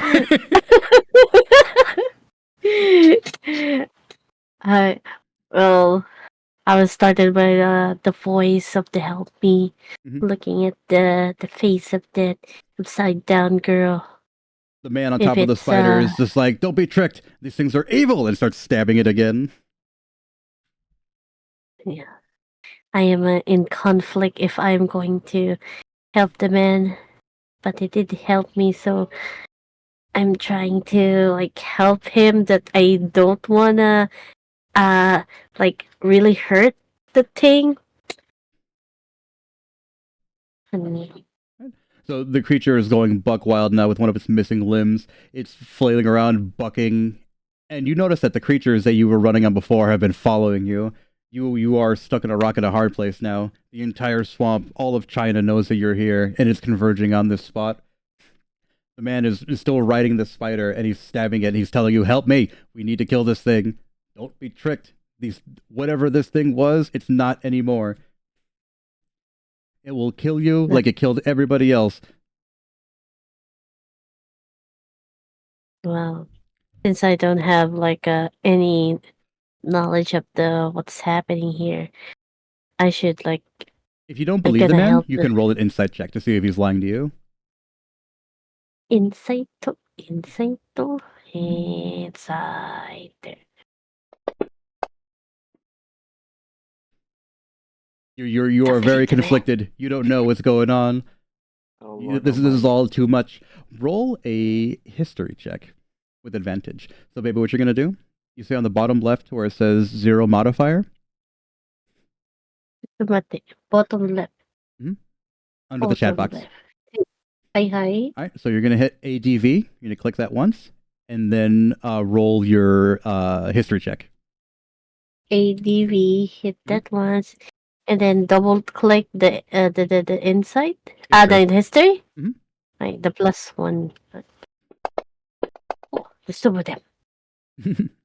Okay, so that's an advantage roll. So what that means is that you roll 2 dice and you pick the higher number. You always want to have advantage. That's the best way of doing things. It gives you the most chances of success. So yeah, you got a 10. So even though you're conflicted right now, so many things are running through your cat brain. You calm down and you let the blood flowing through you now do the work, and you realize this man is telling the truth. Everything here is evil, corrupted, tainted, awful, and will kill you. They use deception to lure people who are good to their deaths and become one of them. You know that you have to kill this thing.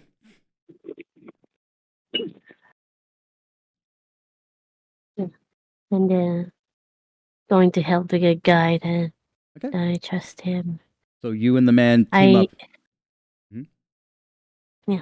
It's like I like trying to like hit on the legs, another leg. Give me just a d20 roll. Take the dice on the far left. It has a 20 on it. Just double click that once. On the far left. Okay. Mhm. Wait, did something happen? Do you have the dice tower up? It should be like a little castle. This says dice tower on it if you hover over it. Dice castle. Who's in dice castle? All right, Where? so take the d20, baby, and just double click it. Or I guess. Holy. How do you roll a Should I d20? drop it? Yeah. Yeah, so I guess take it and drag it into the chat box. Oh, okay. Drag it. Okay, drag it. There. Like that? Perfect. Yep. So now with a newfound sense of purpose, you launch into a vicious attack. You are again doing sick cartwheels and backflips, and anytime the creature tries to lunge at you, you dodge, dodge, swipe, until eventually this thing is just a torso with fangs, its limbs completely severed. The man stands above it and just runs its sword through the creature's little girl face. It just burns to cinders and vanishes. The man grabs you by your scruff and he's just like, "I don't know who you are. Take this." Reaches into his jacket, hands you a note, and just hurls you. Make a acrobatics saving or make an acrobatics check. Acrobatic. Double click it, right? Yep. Excellent. You are just a feline missile. This man launches you with inhuman strength, and you are just gums flapping in the breeze, just fucking flying from where you were to the front. You land in a superhero pose, and you hear gunshots, you hear screaming, and then finally a large explosion, and then everything goes quiet. I try to investigate what happened, looking around while holding the thing that the human gave me. You hold the letter, and the second you hear the explosion, the letter just starts to glow, and you are instantly just sucked away somewhere else. You're in a sandy plain, and it's kind of somber and sad. There's only like one little house there, and out of the house you see a woman and a small child, setting up laundry and just doing chores. And as you're sitting there watching the scene, you feel a presence next to you, and the man from before sits down, and he's like, "Well, I messed up, cat." And I look at the cat. Huh? What happened? I mean, what happened? Why am I here? Did I teleport? What is this letter I'm holding? And where am I? You ask the man all these questions, and he kind of just looks down at you and just kind of picks you up underneath your arms like you hold a cat. And he's like, "You are something else, cat." I never was a cat person, but doesn't finish the sentence. Takes off his hat and just puts it on top of your head. It forms your new robe. Like, oh, don't need these anymore. Kind of just stands up, looks back at you, and he's like, "Take care of yourself, cat," and just walks towards the family and vanishes. Looking at the bed. I'm still confused what happened. Like with the hat on me. I was like, what happened? I don't know what happened.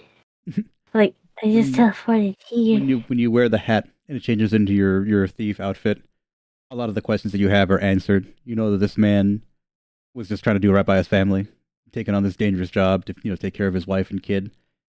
And then he got in way over his head, got way too confident, but he managed to complete the mission. He had been bitten several times during the encounter when he first got tackled, and he knew he wasn't going to make it. And he knew he'd probably try to stay and help him. There's no way he's going to sacrifice you and him. So he just threw you over. Oh. You now know what language he was speaking. You know about the demons. You know about everything that's happening, more or less, through his eyes. But then you think about, like, who is the him? Because he is erased from memory. He never was. It's always just been you in your fight against the darkness. And you know you need to get over here to Valencia. That's far. Yeah, it's far. Oh, wow. She's from like. Wait, she basically from one end to the other end? Yeah, because they started in Valencia, and then Yeah, they spent however many days to get over here, and then she's got to go all the way back. But she's got a coin purse full of gold now, because that's what the man had on him. And as she leaves, the guards from Fort Honka approach you, and they're like, "Hey, where?" And then they act like they're going to ask you something, but they're like, "Oh, ma'am, I hope everything went well for you." No. Is it like a carriage going to the Valencia? You ask if you need to. You ask for transport, and they say, "Oh, of course, ma'am. Don't worry, we'll take care of that for you, like we always do." Yeah. Okay, then I'll take a ride then. Like checking up my stuff if I'm goods and all. Like, right away, ma'am. So they make the necessary preparations, and within like about a couple hours or so, you're on the next wagon out to Valencia. And with that, that's where we're gonna end today's episode of Dungeons and Dragons. Actually, Next time on Dragon Ball Z. No. We managed to make it just a little over 2 hours, which was the plan originally. So yeah, no, everybody's characters got introduced. Everybody's got a reason to be in Valencia, and you guys know about the demons. So I think Did Morin leave already? I think he's still here. I'm still here. Yeah. I thought you were not already. Yeah. Not yet. Soon. Good. All right. So with that, guys, I'm gonna give everybody shout outs who streams. And lastly, what is this? What language is this? Or That's Drows. Goblin. I was like, Goblin Slayer. All right. Goblin. Yeah, so like I said, I've been Violet Paladin. These have been my friends, and we'll see you guys next time. Yeah. Laters. Bye.